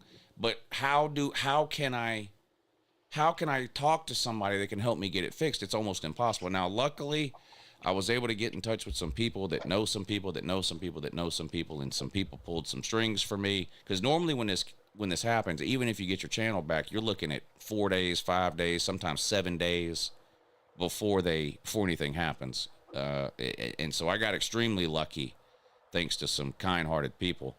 And I don't generally believe in karma and things like that, but in this instance, twice in the last couple of weeks, there was some things that happened to other YouTubers, and I tweeted about it. I came on here and talked about it, and I was like, hey, let's try to help these people out, that kind of thing. So I don't know. I feel like maybe it came back around on me a little bit, and I got some karma, some good luck, whatever you want to call it, because it was a scary situation for several hours this afternoon.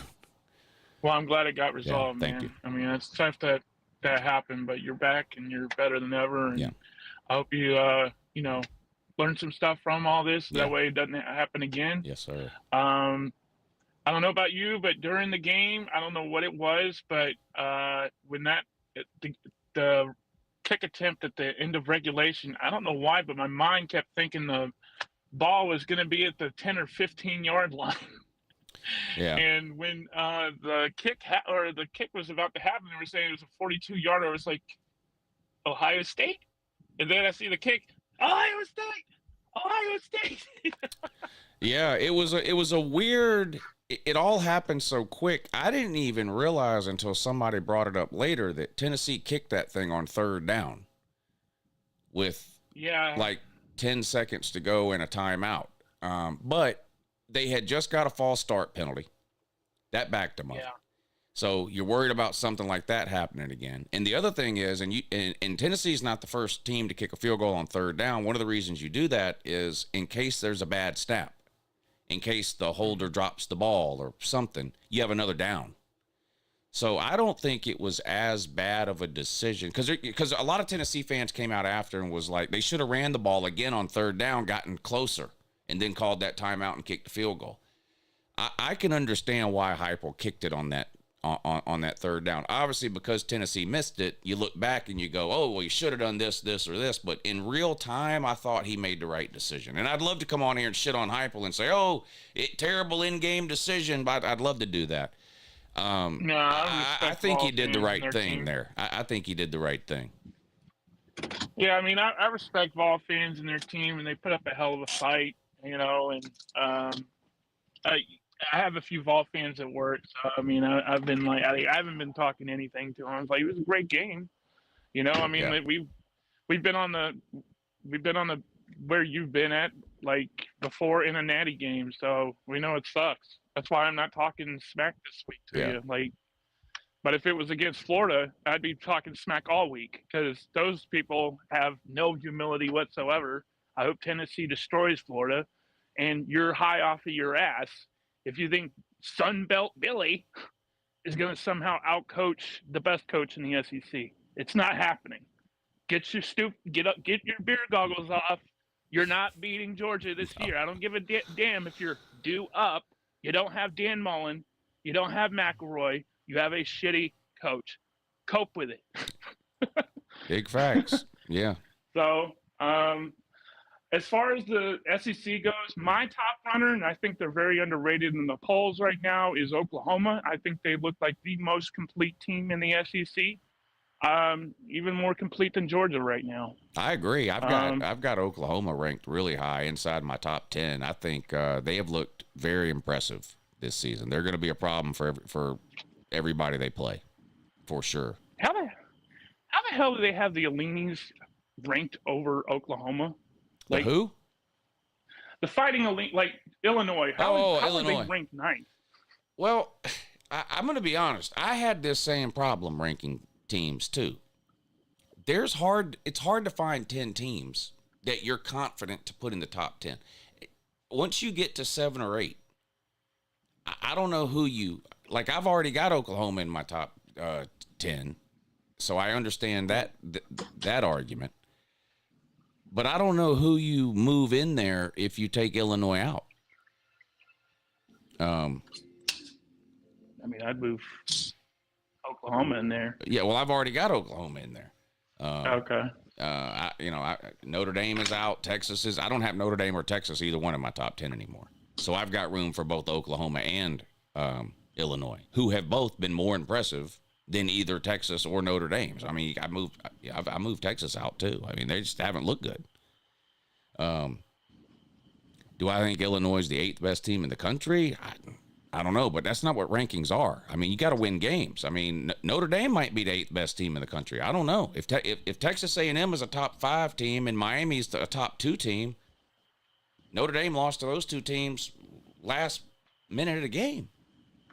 Well, so, yeah. But you can't rank teams that way because you got to win games. You know, that's the whole Josh Pate deal. This team, Notre Dame would still be favored over Illinois, so we better have Notre Dame ranked ahead of Illinois. Well, I don't give a shit about that. Notre Dame, you got to win a game at some point. It becomes hard to rank those teams when you're not sold on them being a great team, but then you're like, well, who else do you put there? I mean, South Carolina was in the top 10 last week. They get blown out by Vandy. Notre Dame has a good chance of winning out. Their schedule's pretty easy. No, the only team I they see don't them have a good chance of winning out. They play Boise State, Arkansas, Southern Cal. I don't see them winning all 3 of those games. So I disagree with them winning out. I think Syracuse will give them fits too. Could be. Yeah, it's hard to win 10 games in a row. I don't care how good you are. It's hard to win 10 games in a row. So I don't know. I don't see it happening. Well, thank you for the call, for taking my call, and you have a great night, Lou. Yeah, and you too. I'm glad you got your channel back. Hey, thanks, buddy. I appreciate it. Good to hear from you. Thank you for taking the time to call in. Let's see. 24 hours sounds good. Okay. You just log into one of your other accounts there, but the Norwegian method says I was 12 in 1998. Makes me one of the oldest here. Not as old as me. I'm unk for real. Let's get serious. Everyone in the chat, put what age you were in 1998. Well, at this time in 1998, I would have been 19. Right? No, I would have been 20. I would have been 20 at this time in 1998. I would have been, 20 in that. 20 in that. Slim says the last time Florida beat a ranked team, a ranked Miami, Uncle Lou was only 4, a wee little lad. Florida hasn't beat a team on the road with a winning record since COVID.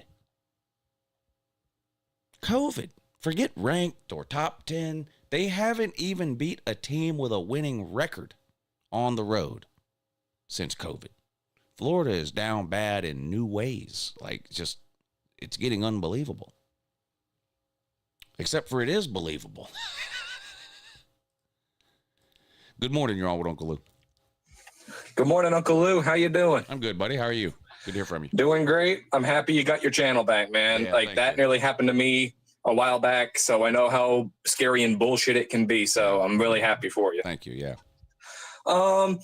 If you remember, Lou, I had said something. Florida, you better win that game week 3. Well, Left Shoe University still owns your ass. Yeah. I'm not going to rag on Florida too hard because LSU, by God, do we have problems right now. Honestly, I don't even think we deserve to be number 3 right now just because of really our offense. It's reminding me of the Les Miles days where our defense was dominating, but our offense couldn't do anything. We are averaging 20 points a game. If that, the only reason we got to where we were last night was because of a pick 6. And look, 5 interceptions. I can't ever imagine doing that. We need to get DJ, who was his name again, out of there. Like, if you're a coach, you guys already thrown 4 picks. What are you doing still leaving him in there? But I don't know what else. But Brian Kelly completely embarrassed me this week. Completely embarrassed me. Yeah. Our offense is terrible. You go out there, you berate a reporter for asking the right question. Yeah. The offense is not good. You know, the head coaches, it's a lot like politicians when they give press conferences. You have like a PR team, and coaches in universities have PR teams too. But even beyond that, you need to be aware enough to know before you walk into a room to take questions. You need to, like, you should have a pretty good understanding of the questions you're going to be asked. And he had to know he was going to be asked that. There's no way he didn't. Exactly. And so he might not no coach likes to be questioned. Like, we know that. Everybody knows that. Right. Kirby used to be asked about the quarterbacks all the time, and you could tell it frustrated him. But he never yelled at the media like that. Now, I think Kirby should do better with the media than he does, but he's never done anything like that, where he just belittles somebody like that. Like, the guy's doing his job. It's an obvious question to ask. Hey, you had one of the best returning quarterbacks in the country. You're top 5. What's going on with the offense? Like, that's a legit. Anybody that has watched LSU has thought that in their head. Like, what's exactly going on here? So to get mad and yell like that, like, I don't know, he shouldn't have done it. He did come out and apologize because somebody made him. But yeah, I mean, you look foolish when you do that, I think. You really do. And here's the biggest thing. The offense is showing to me, if you remember last season when I called in, we're the same issues where we are very conservative, a lot of runs. With Nussmeier, it's a lot of dink and dunk, 5-yard passes. And we've said this, Nussmeier throwing the ball is probably a better passer than Jaden Daniels. He's got a really strong arm. He's the definition of a gunslinger. We don't let him sling the ball. Yeah. We don't. Like, we don't go deep. We don't attack. Like, you have 5 interceptions in a game. You should be beating the crap at whoever you are playing. And that hasn't happened. Yeah, that's a problem. When a team gives you 5 extra possessions, well, really 4, because one of them was a pick 6. So LSU's offense didn't have a chance to score. But still, 4 extra possessions on top of all the possessions you just normally get over the course of a game, and you manage one touchdown. Like, that's just not. That's not good. And he had to know he was going to be asked about it, and he just didn't handle it well at all. I agree. I only have 2 more topics. I'm not going to take up too much of your time tonight. I know you have other college you really want to get into. Looking at Mike Gundy and Dabo Sweeney, I am really wondering how much these two really enjoy coaching college football anymore. Like, when you look at what happened to Oklahoma State versus Oregon, you are Power 4. That is unacceptable to get your ass beat like that. Yeah. That is unacceptable. And Clemson, the running back situation, if Dabo would wake the hell up, use the transfer portal, you really think he couldn't have gotten a running back to go to Clemson? Of course he could have. Yeah. But he doesn't want to. By the way, who scored the winning touchdown in the Georgia-Tennessee game? Do you know? No clue. I honestly don't pay much attention to Georgia's roster. All right. Well, Josh McCray. A transfer running back from Illinois. Right there. Clemson, you have the transfer portal, and maybe you could have gotten him. Yeah, I mean, and now here's why I disagree with your opinion a little bit in the comparison of Gundy and Dabo. I agree with you, Gundy. Gundy to me seems checked out from coaching. Like he just doesn't have the fire, the passion, the energy that it takes to coach a top program at a high level. It seems to me like he's just emotionally not invested. Looking like Bill Belichick out there. Dabo, I think, still loves coaching, but he had so much success in the late 20-teens doing things a certain way that he's become stubborn and hard-headed, and he's made it a mission to prove people wrong. And in his attempt to do that, he has turned Clemson into a worse version of themselves. And it's not even necessarily that Clemson is getting worse, even though you can make the argument they are, especially at certain position groups. But because of the portal, everyone else around them is getting better.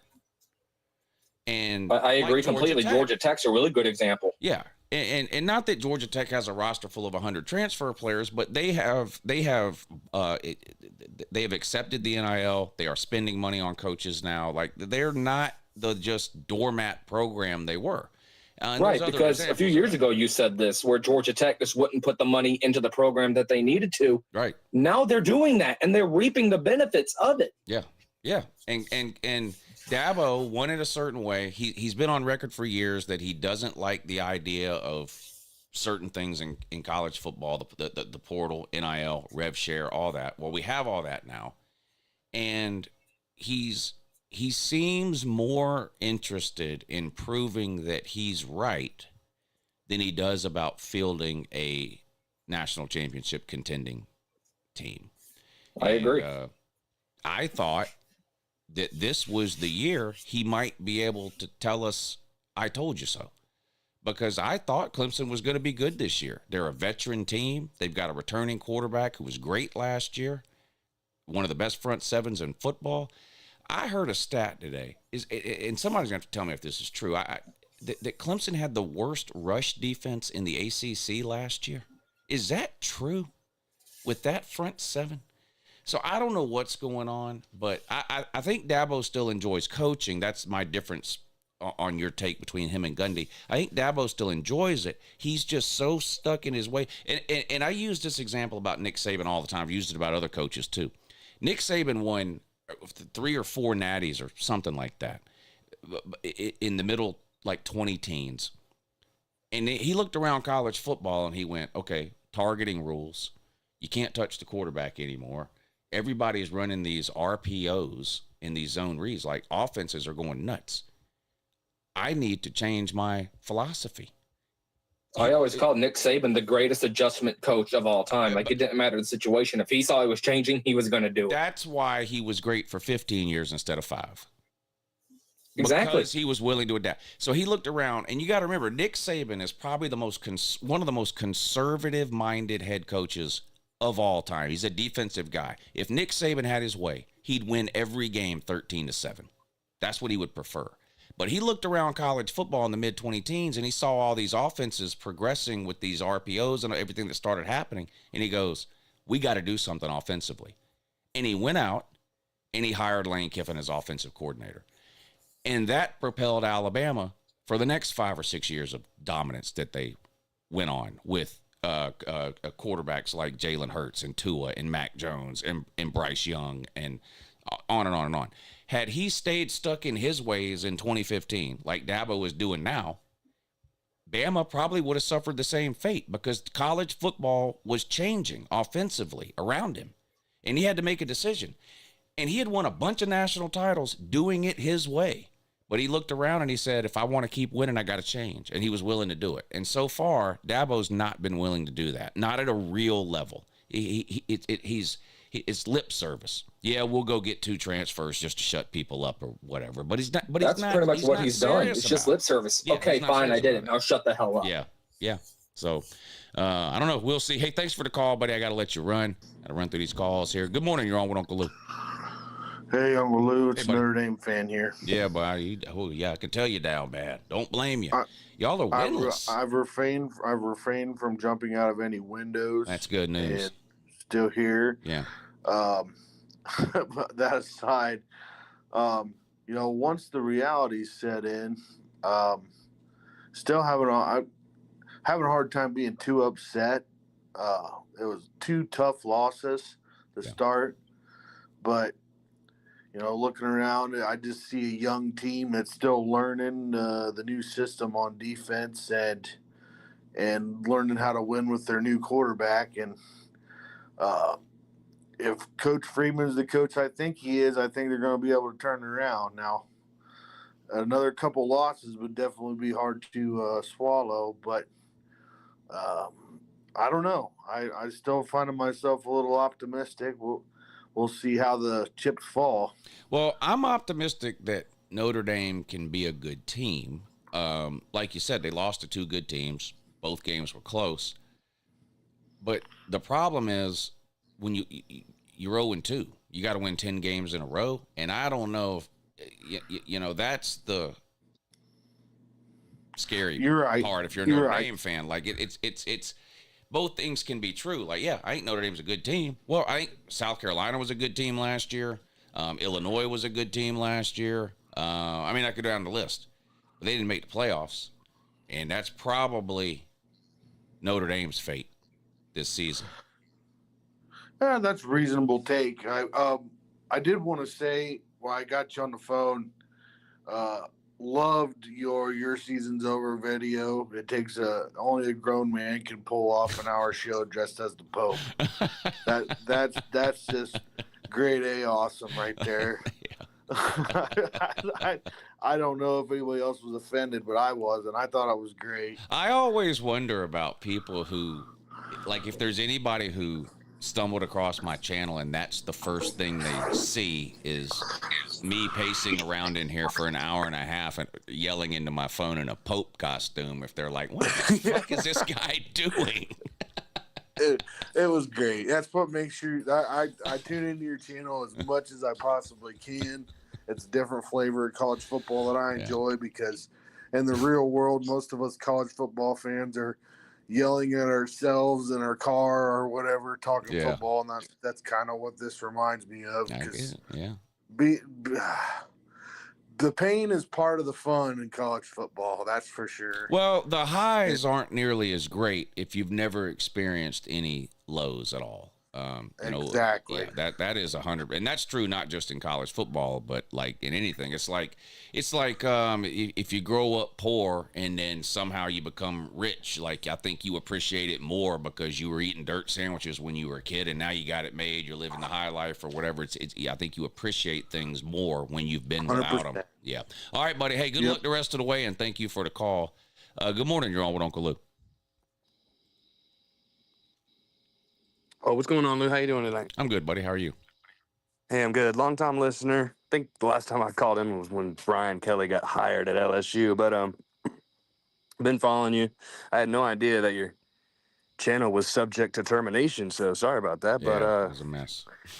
After this weekend, I'm a Georgia fan. After this weekend, I have a newfound respect for Josh Heupel because over the last couple of years, we've kind of clowned him on his appearance and the gimmick offense and the 11 plays and all that. But in the offseason, he seriously sat down after Nico left and started watching film on transfer portal quarterbacks to see who could fit the system. And somewhere in the film, somewhere amongst the 24 interceptions at 2 seasons at App State, he saw a quarterback and said, you know what? I can work with that. Yeah. And then that same quarterback comes out to Georgia and slices and dices one of what we thought at the time and maybe still is one of the best defenses in the country. Yeah. So shout out to Josh Heupel, Tennessee fans. If you haven't been around Lou's channel for a long time, you're in luck just for the fact that 7-8 years ago, he would not be this polite to you guys. He would not be this respectful.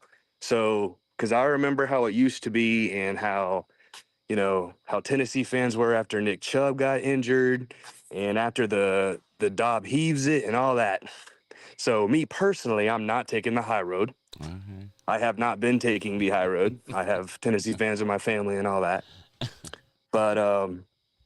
But hey, shout out to you for taking the high road and being the better guy, Lou. Because That's noble of you. Well, it wasn't easy to do. I feel like I kind of made a deal with the football gods, though, towards the end of regulation in that game when Tennessee missed the field goal. I just couldn't believe it. And so I said on the stream right then, I was like, okay, if by some miracle Georgia wins this game in overtime, I told everybody watching, and there was thousands of them because they thought Georgia was going to lose. It's so funny. Yeah, Georgia beating somebody 30-0, I'll have like 800 or 900 people watching. Georgia losing by 1, it'd be 5,000 people. Yeah, that's the belly of the beast. They didn't get what they wanted. But I told them, I said, I'm going to make y'all a deal. We're going to overtime here. You missed a kick there. That's brutal. If Georgia wins this game, I'll take it easy on Tennessee on New Year's season is over video. Right. And I woke up the next morning going, why did I promise that? But I did promise it. Absolutely. I did promise it. And so I held my word there. Just like you promised the, what'd you call them, Disney dogs? Yeah. Just like you promised the Disney dogs that you would praise Stetson Bennett as the greatest quarterback of all time if he came back and beat Ohio State. And you did that too. So credit to you for that. Oh boy. With Miami and Florida coming up, I know I heard you said to Slim a little earlier in the show that Miami will win it going away. I think that's a high possibility, honestly. I don't think that anybody in their right mind, even the in denial Florida fans, that actually think they have a chance at winning the game. But it is possible that Carson Beck, even though he's honestly as good as he is, he's everything right now we wanted him to be at Georgia. There is a slight chance he has a little bit of PTSD with the 3 interceptions he threw against the Gators last year and seeing those uniforms and doesn't perform well. Maybe he performs just human because he's looked fantastic this year. Maybe he performs human and they don't beat him by 20 points. But going in that USF game, I straight up said, I told everybody that would listen that Miami's going to absolutely smash USF. Yeah. They did. So I don't know how that Miami and Florida game will go, but I think Florida can keep it honestly closer than what people think, but it's going to be up to the Napier crew to try and rally the troops like they did last year, like you said. Yeah, my issue, and I can't help it. Like my hat says, I'm a huge degenerate, so I can't help it. I look at everything from a betting angle, and so the thing is, there is, and I was telling somebody this. I can't remember who it was. Anyway, I can't bet $1 on Florida the rest of the year because I don't think they can keep it together like they were able to do last year.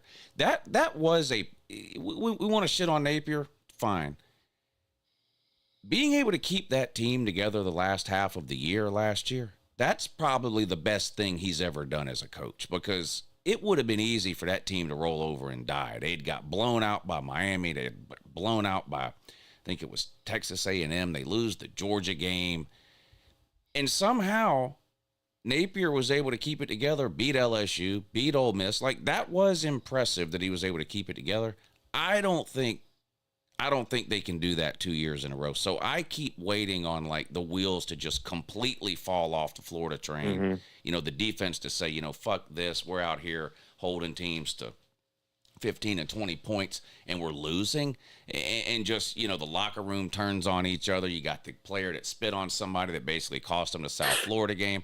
Now, the wheels didn't fall off at LSU. They stayed in that game somehow, despite the fact their offense turned the ball over 5 times. They still were only down 10 points in the second half of that game. The defense kept fighting. It's true. I at some point that's not going to be the case. So will I bet against Florida every week the rest of the year? Not every week, but there's no way I'm betting on them because I am convinced that at some point it's going to crumble and collapse. It has to, right? I mean, it has to, just a matter of time. But, we felt the same exact way a year ago today, right? Yeah. We felt the same exact way, and then he rallied the troops. So one thing that I've noticed you mention and you end up being right about every year with Florida is they always win that one game that no one expects them to win. Do you see anybody on their schedule that you think you take a step back and try to not think about all the bad stuff about Florida that you think that could be the one they surprise people with? I still think they can beat Texas. Okay. It's at home. They got 2 weeks to prepare. Texas, you want to talk about teams with no offense, Texas is on the top of that list. Manning, he goes and play. So they go to Ohio State. It's on the road. He plays like crap. You go, okay, Ohio State's a top 5 team. That's one of the best defenses Manning will play all year. Okay, we'll give him a mulligan there. Well, did he come this past weekend against UTEP? 10 straight incompletions. Completes 25% of his passes. He's getting booed at home by his own fans. He's terrible. Now, his next road game, so he played at Ohio State. He was terrible. The next road game after that is at Florida. And Florida's got a bye week. And they may fire Napier this Sunday, hire an interim coach. Maybe, they're going to promote somebody from within that I'm assuming the players really like. And maybe that's the game where Florida, the Alamo game. Like, there's their last stand. Let's go beat Texas, and then we'll pack it in and lose the rest of our games. And maybe they'll beat Texas. Right. It ain't going to be Georgia, though.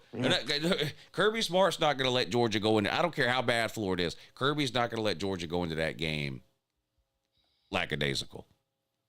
Georgia will beat. They'll beat them by 40 if they can. Like there will be no letting up. Yeah, with Florida for sure, sure. Yeah, Kirby absolutely hates them. So yeah. Just one final thing I got that I've noticed people mention, and no one's talked about it yet, but it's just how I feel, right? With the Brian Kelly thing going on in the interview, and then right after that, you got Dabo, right, popping off on reporters. Yeah. Me personally, I think that some of these coaches saw Nick Saban do that to reporters over the years, and now they think they can get away with it, but they're not winners like he was.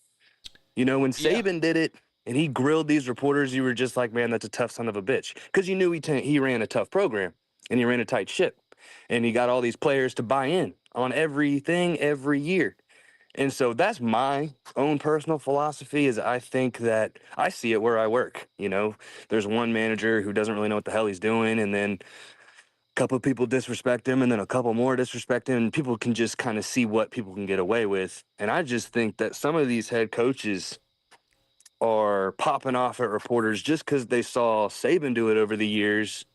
And not only did he not have to apologize, but the fans backed him up on it. Yeah, now I didn't. I used to criticize Saban for the way he treated reporters, but I understand why he sort of got away with it, and it's what you just said. He was a king there, basically. Right. Exactly. And my issue with it, whether it's Saban or anybody else, is these people are there to do a job. Mm-hmm. And the questions they're going to ask. It's not like they're surprised. They're not asking you if you're cheating on your wife. It's football questions. And some people have compared it to, it's popular to hate the media right now. Oh, yeah. In this country.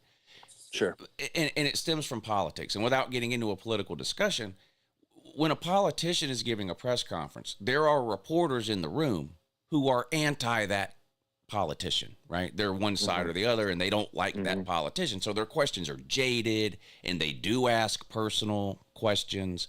For the most part, the reporters in these rooms asking these questions are fans of the team they're asking the questions about. Yeah, it would be like Trump going on Fox News and the reporters being rude to him.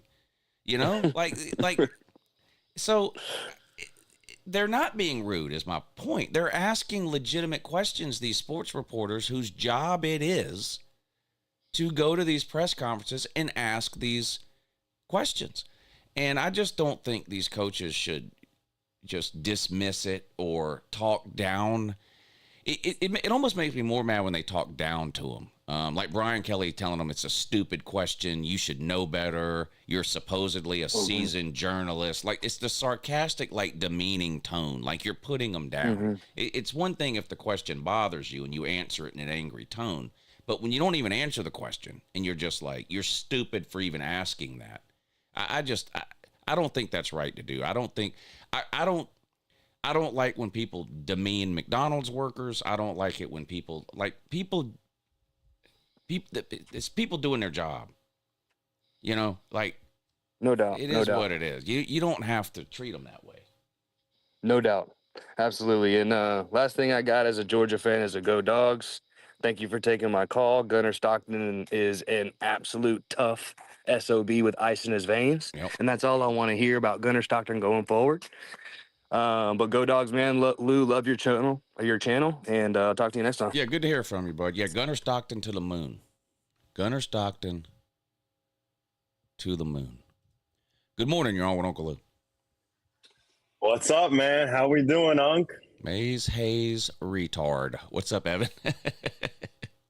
How you doing, buddy? I don't know if you remember. I got the receipts. I hit my 8K fucking parlays. It was a amazing weekend for your guy here. Yeah. So congratulations, man. Yeah. We're doing great. So now that we're a few weeks into the season, I have some takes on quarterbacks that would have got me laughed off the internet preseason. Haynes King is better than DJ Lagway. Yeah. Gunnar Stockton is better than Arch Manning by a lot. Oof. G5 Joey is better than Cade Klubnik. And this is the hottest one. I think maybe not as a pro prospect, but as a college quarterback, just a gamer, a playmaker. Bo Pribula, transfer from Penn State to Missouri, is better than Pooh Aller. Yeah, and he may be a legitimate pro prospect. I mean, he's putting up. Missouri's offense is rolling. They've got one of the best running backs in the country too. Their offense is rolling. Missouri looks good, so if that turns out to be true, then that means I was wrong. So this isn't me like trying to brag about something I was right about. I thought Missouri was set to take a step back, and they look legit. I think they're going to beat the shit out of South Carolina this weekend. Yeah, I agree. I've been fading Missouri this year. I took Kansas in that game, and that did not play out well for me. Yeah, I did too. Yeah, I'm not fading them anymore. I do think they were a bit overrated in years past, but not that offense is real this year. Yeah, and I think Penn State. I think they would have been better if they still had Bo. Yeah. I think Aller's the bigger arm guy, better pro quarterback probably, but I think Bo's the better college playmaker. He's running that offense at a high level right now. What would you put the week total line? So which week of the season of Billy Napier getting fired? I'm thinking 3.5 or 4.5. Yeah. Where would you put that line? I think he might get fired on Sunday because they're off next week. Oh, they're off next week? Okay. Yeah. And then they host Texas. So it doesn't even really matter that it's Texas, but the point is it's a home game.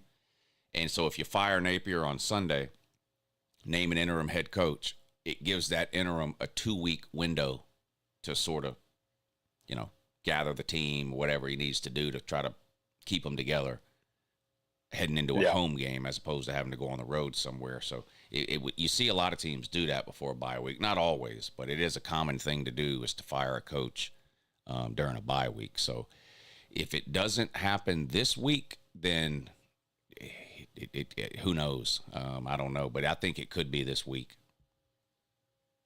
Yeah, I see that too. This after weekend, they lose not this Miami, week, not this week, obviously, but Sunday or Monday. They're going to lose to Miami. I think so. That's going to happen. I think so. Yeah, and just wanted to get your initial thoughts on the Michigan-Nebraska game. I am probably going to take Nebraska at home in a low-scoring game. I just Underwood at Oklahoma, I can't get it out of my mind. I know he played good this past weekend against a nobody, but Nebraska's not a nobody, and they're not at home. So I'm in Raiola. I've only watched one Nebraska game, and it was the Cincinnati game, and I was extremely disappointed in what I saw from Nebraska. But they've played a little better the last couple of weeks. Raiola's numbers have been good. If it was in Michigan, I'd probably take Michigan. I'm probably just going to go with the home team. It's a low number too. It's 3 or 3.5, something like that. I think. I think I'm going to take. I think Michigan's actually favored. They are. Yeah, I'm going to take. But it's a trap. Yeah, I'm going to take Nebraska and the points, and I might even put some on the money line for them to win straight up. Yeah, I mean, being a homer, I think Michigan gets the win. When I called in after week 1 and you asked me about Bryce running, saying he can't run, I thought I was going to be right, and they were going to run him against Oklahoma. I was dead wrong. They didn't run him at all. They did last week. He had over 100 yards rushing and 2 touchdowns on the ground. I hopefully they do that against Nebraska. I got no fucking clue. But yeah, I being a homer, I think Michigan's going to win. But what scares me the most is, yeah, Michigan's a 2.5 point favorite right now, but at least on DraftKings, like 75% of the money is on Michigan to cover. And so it's just screams trap, and my team's going to fucking lose. So Yeah. I'm not as confident as I was before I checked that. Yeah, I'm excited about the game. I think it's going to be a good one. But, hey, good luck this weekend. I'm going to have to let you go. All right, we're going to get to the last few phone calls here in just a minute. But we need to do this real quick. That guy hit an 8. Did he say an 8 bet parlay for $8,000? I never in my life could I hit something 8 picks like that. But you know what I can do? And I did do too. I hit not one but 2 plays on Sleeper last week, and I made 2 plays and I hit them both. So I went actually 6 for 6 on the picking these players. The first play was $10 to win 40. I had Gunnar Stockton more than 205 yards. He had 300. I had Jeremiah Smith to score a touchdown. He scored 2. And I had Nick Harbor over 46 yards. He had 66. So I hit that one. My second play was Justice Haynes, Michigan running back, over 88 yards. He had 104. Zachariah Branch over 39 yards. He had 69. And Haynes King, the nerd, over 51 yards rushing, and he had 103. $10 won me 50 on that one. So I finally hit something on a Sleeper app after striking out week 1 and 2. And I on the Lunch Money show last night, we put in a play for this coming weekend. Speaking of the Michigan-Nebraska game, I've got Dylan Raiola less than 224 yards passing. John Mateer, the Oklahoma quarterback, they play Auburn, more than 248 yards passing. And DJ Wagway less than 218.5 yards passing. $10 to win 55. So what are my odds? Y'all like those or you don't like them? Raiola under the number, John Mateer over the number, and DJ Lagway under the number. Did I throw $10 away, or could I win 55 there? What do y'all think on those? I'm going to make another pick on Saturday morning on the kickoff show involving some different players and some different teams. But anyway, download the Sleeper app. It makes watching the games a lot more exciting. I'll tell you that. You find yourself tracking all these players or whatever. But use promo code Lou, L-O-U, and they're going to give you a match on your deposit up to $100. So you deposit 50, they'll give you another 50. You deposit 25, they give you another 25, whatever it is. Just make sure you use that promo code LOU. Download a Sleeper app today, America's #1 daily fantasy sports app. It's legal in Georgia, where I live, and over 30 other states. Make sure you check them out. Support the people who are helping support the show. Good morning. You're on with Uncle Lou. Yo, can you hear me? Yeah, I hear you. All right, I'm going to make this quick and fast. I want to talk about USC's defense. Let me check my copious notes. So our front seven, I think it's good. It's better than years past. We have more depth. Jamal Jarrett, as you know, he went to Georgia. He had a 70-yard pick six. Yeah, I saw Very that. impressive. I was laughing when they got the 20-yard line. Yeah. Because I thought like somebody was one of the Purdue players was going to get him. I love Fat Boy touch. Everybody loves Fat Boy touchdowns. That was funny. Of course. Yeah, that was good. And then our cornerbacks, they are bad. They are like molded cheese. Uh-oh. And one of our best cornerbacks, Chasen Johnson, he's out for the season. Dang. He got injured. So You're not going to get lit up by Purdue, are you? we did get lit up by Purdue. Y'all played Purdue this week. No, we beat them. Oh, you played Purdue. played- Well, who do you play this week? Oh, that's Michigan right. State. Yeah, that's right. You played Purdue last week. Yeah, did cover, though. Who do you play this week? Michigan State. Ah, yeah, I'm taking Michigan State in that one. Are they going to light you up then? They probably. I mean, they have the three. They have some good receivers. Uh-oh. Yeah, Yeah, I'll believe in the Southern Cal defense when they play a legitimate offense and Southern Cal's defense plays well. I can't believe it until I see it at this point. But good luck against Michigan State. Good morning. You're on with Uncle Lou. Wish I was down on old Rocky Top, down in Tennessee Hill. Hey, fuck the hillbilly, Lou. Yeah. Fuck 'em. Yeah, the Yeah, Hill fuck Jacks. Dolly Down Parton bad. and all that. Yeah. I caught one of them using a butt funnel as a straw. I said, man, what are you doing? Thing out of your mouth, man. Hey, You don't know look. where that's been. Hey, Lou, I guess they was holding back on the offense, right? That's what it looked like, boy. They were slinging it around on Saturday. I liked what I saw. Man, listen, Lou. Let me tell you something. I ain't talked to you in a couple of weeks. I'm gonna run through some stuff real quick. I know you're trying to get out of here.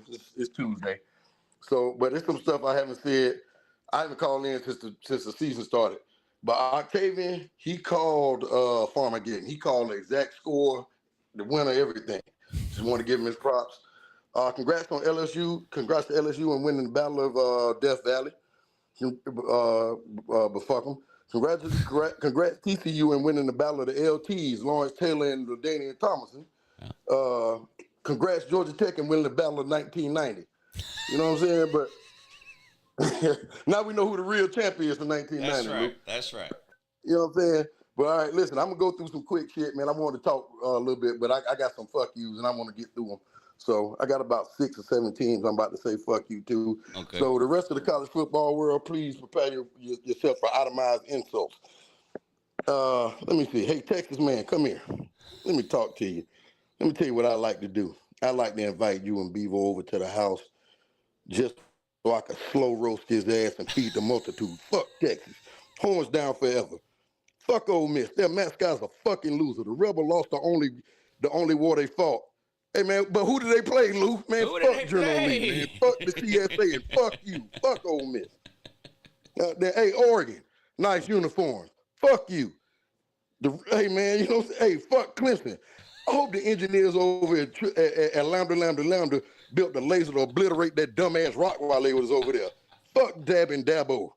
And Bama man, the only time Tide rolls in my house is on spin cycle. Fuck you. War Eagle, huh? Yeah, just found 7 new natties. Well, I just found 7 new ways for you to kiss my ass. With all due respect, because my brother's one of your fans, fuck you. Hey, and fucking Florida, man, listen, man. The only reason Sunbelt Billy got interested in football in the first place because the football team wore hats like him.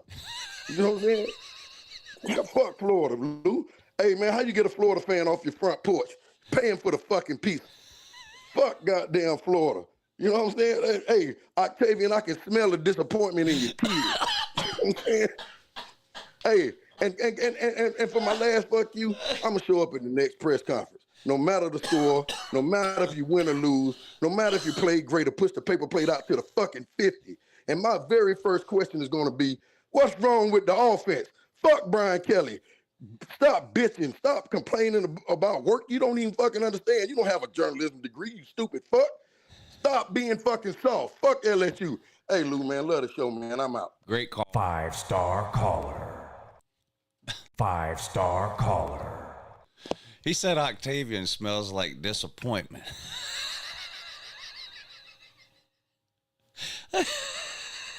Good morning, you're all with Uncle Lou. Oh, that was fantastic. Yeah. I have to follow that dude. Oh, that sucks. Oh, man. Oh, my God. First of all, I really enjoyed that about an hour ago with the James Madison caller and then the 2 dueling callers. How many times between the 3 of them do you think they've had their shoelaces confiscated? Oh. Holy shit. Yeah. That was incredible radio. There should be 15,000 people listening to you every week, Lou. That was incredible. Like, I was so glad my family tree forks after listening to that. That was incredible. I wanted to brag a little bit. So I'm a tech man. I went to school there. So I can't escape it. It's my curse, my blessing, whatever you want to call it. But I actually did go to school there. So I'm really good at math and really bad at everything else. Haynes King, man. I just wanted to say his name out loud. I love Haynes King. Haynes King's got some throwback in him. You remember like 35 years ago when college football was still really fun and you could have like some quarterback be like 22 and it'd be like 10 o'clock on a Saturday morning and he'd drive his Firebird up to the stadium and he'd be wearing like a jean jacket and he'd be hungover as fuck and then he'd like throw for 350 and 4 touchdowns. That's what Haynes King reminds me of. That dude, like the guy from The Program, that movie, that's what Haynes King reminds me of. Just like there's no reason he should be doing what he's doing. Yeah. But he is, and I just love it. And then also everyone else has gotten in on this, and I know that we're not an SEC team, but can I also point and laugh at Florida a little bit? Of course, yes. Thank you. I appreciate that, good sir. You are truly a benevolent leader. So I read an article that listed Brent Key as like one of Florida's like top targets. Why on God's earth would a Georgia Tech alum who has finally gotten shit going, he's finally gotten people to give a shit about that program, why would he go to the swamp? Yeah, I don't see it Why, either. Maybe I why end would up he being go wrong, to America's Wang? Yeah, I don't see Florida? that either. Like I think there's a couple jobs he would actually leave Georgia Tech for. Florida is not one of them. Like, why? Like, he can't even get his kids vaccinated in fucking Florida. Like, so now my kid can die of measles and my program can die of being shitty. Like, it's not. That's I don't understand it, Lou. And I just wanted to point and laugh with everyone else. I'm in a good place. We're 3-0. I think Georgia and Georgia Tech are both going to be undefeated when we roll into the whatever they call the Dome now in November. It's going to be super fun. I'll buy you a beer if you're there. It's going to be a good time. But yeah, like, let's all point and laugh at Florida. Why would we not all point and laugh at Florida every chance we get? Yeah, I've been doing it for decades, bud. So It's welcome glorious. to the party. It really is glorious. It's so fun. Hey, man, that was a big win for y'all this Saturday, and I know I'm sworn to hate Georgia Tech or whatever, but it is really hard to root against Haynes King. I'm not going to lie. It's really hard to root against him. So good luck the rest of the way, and we'll see what happens with the Nerds down the road. Good morning. You're on with Uncle Lou. What's up, Lou? How you doing tonight, buddy? Hey, Ballard, I'm good. How are you? I'm doing good, man. That caller you just had, by the way, had some pretty good sayings or jokes, whatever the hell he wants to call it. Yeah. he said he's got 7 new ways Auburn can kiss his ass. Yeah. It's fucking hilarious, man. Just saying. But yeah, man, got some more good college football this weekend. There was one game specifically I wanted to ask about, but I'm not sure. But I mean, I guess we could talk a little bit more tonight on the Auburn and Oklahoma game. I think that's the big one for the SEC, obviously, and a lot of great games this weekend to look at. Who do you have winning that game right now? Because we're gonna find out. I would love to see Auburn lose, but we're gonna find out this weekend if. So a lot of the questions about Gunnar Stockton heading into the game at Tennessee.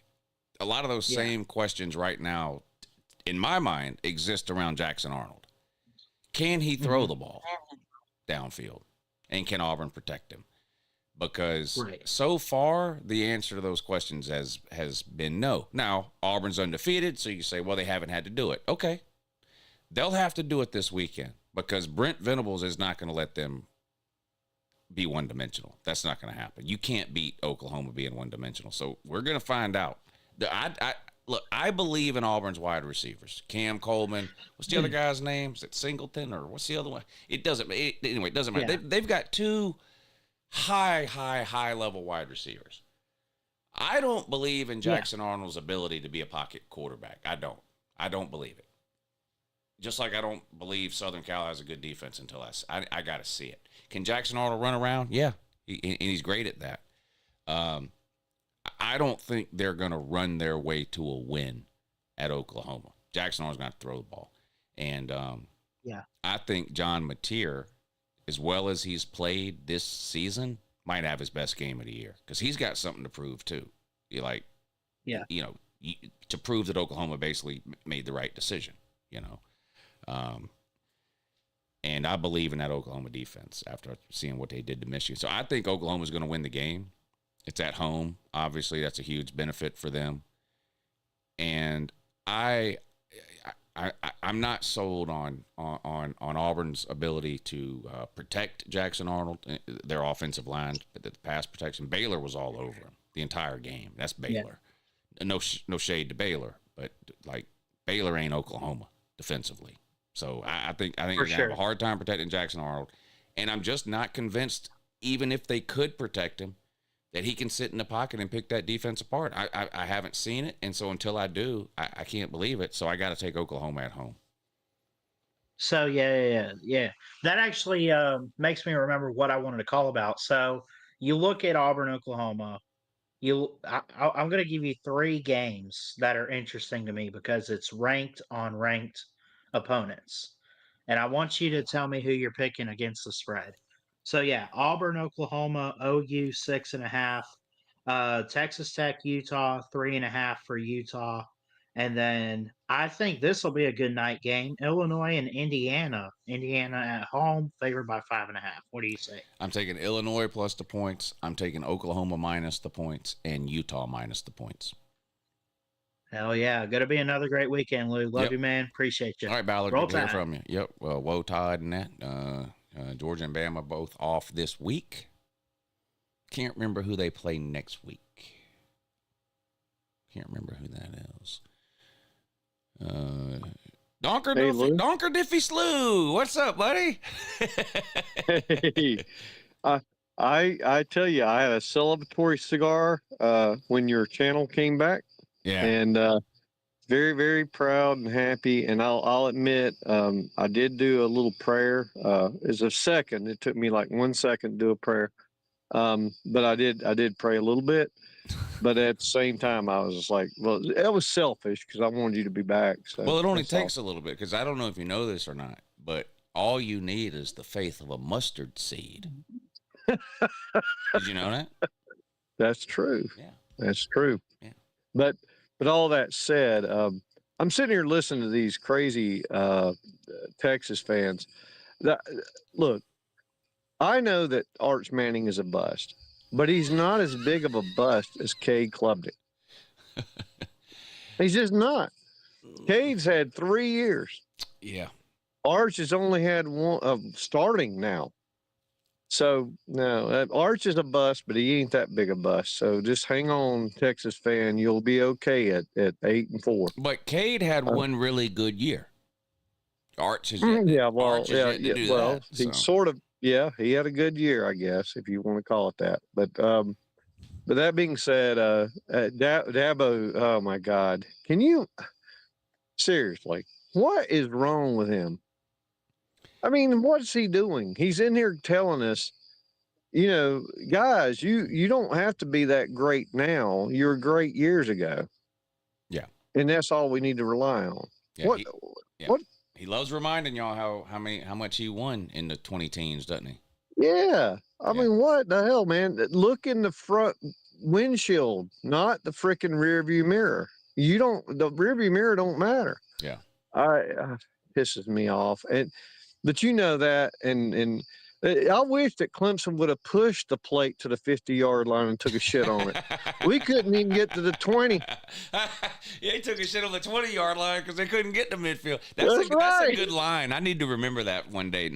Maybe not for Clemson, but for whatever team is really bad this week. That's a good way to, normally they push the plate out to the 50-yard line and take a dump, but their offense was so bad they had to do it at the 25. We couldn't even get to the 50. I mean, what the hell, good. bro? That's bad. But I will say, and I'm not a Miami fan, and I am not. But Miami is real, and they're going to be a contender in the Natty. I think they're going to go through the playoffs like a shit through a goose. Oof. And it's unfortunate because I have to listen to Slim. But that's probably the case, and I think it's gonna. If what's scary is the damn nerds might be in the ACC Championship. Yeah. Jesus Christ Almighty! I think my world is completely turned upside down. I have to question my faith. So it's ridiculous. Yeah. I don't know, but no, it's good to see you get your channel back. Yeah. I be honest, it was touch and go, and I was not in a good place. Yeah. Yeah. Well, I appreciate it, Slaw. And who do y'all play next? Syracuse, right? Yeah, Syracuse. Hopefully we'll cover the spread, but I wouldn't bet on it. But you think I'd bet they'll win, Syracuse with the spread. But you do think Clemson will beat them, don't you? Yeah. Okay. I do. But God only helped me. Who knows? Yeah. Yeah. At this point, I'm just like I'm hanging on with a thread. All right, buddy. Enjoy your cigar. Be good. All right, I'll talk to Be you good. next time. There you go. Clemson man, Huffer Billy Paul. He went to the game with Pigskin Pete, of course, another Clemson fan. They went with Sea Dog and Rec Talk, two Georgia Tech fans, so I'm sure that got interesting. Good morning. You're on with Uncle Lou. What's going on, Uncle Lou? Hey, buddy. Man, LSU better get their shit together because in a couple weeks they play Ole Miss, and I think Ole Miss is going to beat the shit out of LSU. Yeah, business picks up here in the next few weeks for LSU, and I agree. I think they're going to have to find more offense than what they've showed. I mean, look, it doesn't mean they can't, right? Same thing you said about Auburn. Maybe Auburn goes into Oklahoma and throws the ball around. We said the same thing about Georgia last week. Maybe they go into Knoxville and throw the ball around. Well, they did. Maybe LSU has more that we will see as the season goes along, but it's fair to say up to this point that the LSU offense has looked underwhelming. Just like it was fair to say up until last week, the Georgia offense looked underwhelming. So we'll see. Yeah, I think Ole Miss next week is going to beat the shit out of LSU at Oxford, right? Isn't it at Oxford? I'm not sure where that one's played. I think it is not at this Oxford. weekend, but next weekend. Yeah. So, yeah, I think they're going to beat the hell out of them. And as for Georgia, I don't know how they won that game, but Jesus, I feel bad for the kicker. God, man, that kicker, man, he. Well, let me ask you something. There's how many phases to the game are there? There's 3 phases to the game: offense, defense, and special teams. And when the All SEC and All American rankings came out in the preseason, there was a team in this country who had players who swept the special teams rankings, and it was not Tennessee. It was Georgia. They had the first team punter, the first team field goal kicker, and the first team kick returner. So this idea that, we won the game, we just missed a kick at the end. Well, I mean, that's like me saying, well, if we didn't play the first quarter, Georgia would have beat you by 14. The first quarter is part of the game. Kicking is part of the game. Special teams are part of the game. The game is 60 minutes long. And then if it's tied, you go to overtime. So it doesn't mean anything to me. Oh, you only won because Tennessee missed a field goal. Well, then make it. Yeah, make it. You think Tennessee's ever going to beat Georgia? Or they cursed? How many field goals did Georgia miss in that game? 0. That's right. Because you know why? They have a legitimate kicker. They have an All-American kicker. They have the first team All-SEC kicker. You don't. So last year we beat you because we had a defense and you didn't. The year before that we beat you because we had an offense and you didn't. 5 years ago we beat you because we had a coaching staff and you didn't. This year we beat you because we have kickers and you don't. Yeah. Try getting a complete team. I mean, you're not going to beat Georgia with half a team or 2/3 of a team. Yeah.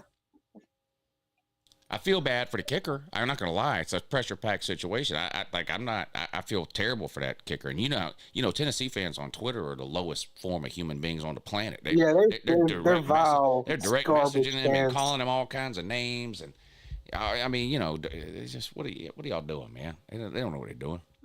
But Yeah, I feel bad for I the kicker. wouldn't do But that. hey, it's not. Oh well, we only lost because you lost. Well, we missed the kick. Yeah, you only lost because you missed the kick. I mean, but that's like part of the game and stuff. Well, I don't get is why they didn't go for it on the over in overtime. They didn't go for it on 4th and whatever. Well, I'll tell you right now, I question the same thing. And when they decided to, I said on stream, I said, God, I hope they punt it. I do not want them to go for it because they're going to get it if they do. So I was glad they punted it. I thought they probably would have got it. Here's where I think they really screwed up. When Georgia fumbled, when Gunnar Stockton got hit from behind, the strip sack, and Tennessee recovered that fumble, I thought they should have tried to score right then and put the game away. That's what killers do. That's what Georgia would have done. Tennessee comes out, runs it up the middle 3 times for no yards. Too conservative. too scared. They were playing. They were playing not to lose. I used to say this about Alabama all the time. You have to beat Alabama twice in the same game if you want to win the game. You got to beat them. You got to get a lead on them. And then you got to survive the wave because they're going to come back on you because, they're not going to roll over and die. That's Georgia now. A 21-7 lead on Georgia ain't shit. So this taking your foot off the gas, I do think there were mistakes made by Heupel in this game. The kicking it on third down, I don't think that was a mistake. I think that was the right thing to do. There was only 7 seconds left. You just jumped. You just committed a false start that already backed you up 5 yards. And another thing, you see people kick on third down a lot of time in case they fuck the snap up or something. Then you get another down. So a lot of Tennessee fans were mad that they kicked it on third down instead of running the ball again, calling the last time out and then kicking it. I actually don't mind that decision. To me, the game was lost when Stockton fumbled the ball and Heupel didn't go for the throat like you're supposed to do, like killers do, like Kirby would have done. I still don't get why. I know I said it, but I still don't get why in overtime they didn't convert on fourth and whatever and just kick the field goal instead. That's what I don't get. Yeah, that shocks me. Is like you don't want to go for it because y'all been going for it on fourth and whatever, and y'all been getting it. Well, so the moral of the story is Tennessee lost for the 9th time in a row. Thank you for the call. Good morning. You're on with Uncle Lou. Hey, Uncle Lou. Hey, I was just going to ask you about, and often in your videos you had talked about Georgia Tech's schedule and how we don't play Miami or Florida State. Yeah. And if we could get away with a win, maybe against Clemson, how easy our conference schedule would be. And I just wanted to ask you, what does it look like to you if we can just avoid that annual one-game loss to, the team we shouldn't lose to, looking down the road from here? Well, I think that's what's big about beating Clemson is that you can still lose a game, I think, and make it. Ideally, you don't want to lose. Duh, you want to win every game you play. I get that. But because you don't play Florida State, you don't play Miami, you don't play Louisville, you don't play SMU, you're going to be a favorite in every ACC game you play from here on out. The 2 toughest ones are Duke and NC State, and you're liable to beat both of those. So even if you do the, banana in the tailpipe deal where you lose to whoever, Virginia or something, I don't even know who the other teams are, but I'm just making something up, then you're still sitting there with just one ACC loss. So whoever wins between Florida State or whoever loses between Florida State and Miami, whoever that is, would then have to win out. And they do play Louisville and SMU. So they have a better chance of losing an additional game. You know what I mean? So I think right now it looks to me like Georgia Tech is going to the ACC Championship game. And this is why I think the ACC now is likely to get 3 teams in, because I don't think Florida State or Miami, either one, is losing more than 2 games. And if Georgia Tech makes the ACC Championship game at 11-1 or 10-2 and loses the ACC Championship game, I think they're still going to get in because they're going to have to put the third team that didn't play in the ACC Championship game in. And they can't move. To make it simple, let's say you play Miami in the ACC Championship game, okay? And Florida State doesn't get in, even though they're 11-1 or 10-2. Well, they're going to the playoffs at 11-1 or 10-2, even though they didn't make the ACC Championship game. So the loser of the ACC Championship game is going to have to get in. Because they can't punish them for losing and then put another ACC team in that didn't even make the ACC Championship game. So the ACC is likely going to get 3 teams in this year. I don't see a game remaining on our schedule other than the UGA game that we won't be favored in from here on out. I agree. NC State and Duke both on the road. That's probably our 2 toughest games left. Yep. And I don't see either one of them as a game we should lose. No, you should win them both. That's the question. You're saying, well, okay, we're good enough to compete and beat the big boys when we play our best, but can we play good enough week in and week out to beat everyone else? Yes, because teams lose all the time when you don't see it coming, right? I mean, there's upsets all the time. Yeah. So that'll be the question for Georgia Tech, because here's the thing. They're not the underdog sneaking up on people now. Yes. They're going to be the favorites in these games. They just beat Clemson. They're going to have everybody's full attention. That's a whole different mindset you have to have heading into games when you're the big boy on the block instead of, the scrappy underdog. And Haynes King and Brent Key have done a great job of sort of embracing that role. We're not as talented, but we're scrappy. We're well coached. Our quarterback gives it his all. We find ways to win against these better teams. That's kind of been the theme. Well, now they are the team. Yep. I agree. And also, I was going to ask you, but you kind of covered it in that. So if you say we come into, we made the ACC Championship, we came in there at 11-1 and lost that game, let's just say by a touchdown or score, you would still put us in you would have to almost put us in the bracket, wouldn't you? If you lose to Georgia? Or no, say we went in the ACC Championship game 11-1 and lost the ACC Championship game by a touchdown or a field goal. Or if you get to the ACC Championship game at 11-1, you're going to the playoffs. 100%. Yep. No doubt. All right, buddy. Good luck the rest of the way. Good morning. You're on with Uncle Lou. Hey, Lou. Hey, I want to provide you with a new betting edge. Now, maybe I'm just a sore loser because I bet on Kansas State this week, but I was thinking about how bad Florida State did after they lost in Ireland, and then how bad Kansas State is not only 1-3 in total, they're 0-4 against the spread this year. Yep. So if you look back the at the Ireland last 4 curse. Years, yes, it's the luck of the Irish, and people never talk about the curse of the Irish. People who come back with a loss from Ireland, they suffer the equivalent of the Irish potato famine in football terms. Dang. So if you look at all of the winners from the last 4 years in the Ireland games, they are plus 12.5% in their total win-loss record from the previous year, and they're plus 10.3% from the previous year. They're almost at a 0.7 win record against the spread. If you look at the losing teams, they go down to almost 0.3. Now, I know you can start in the NBA and get, or in the MLB and get paid $300 million a year if you have a 0.3 batting average.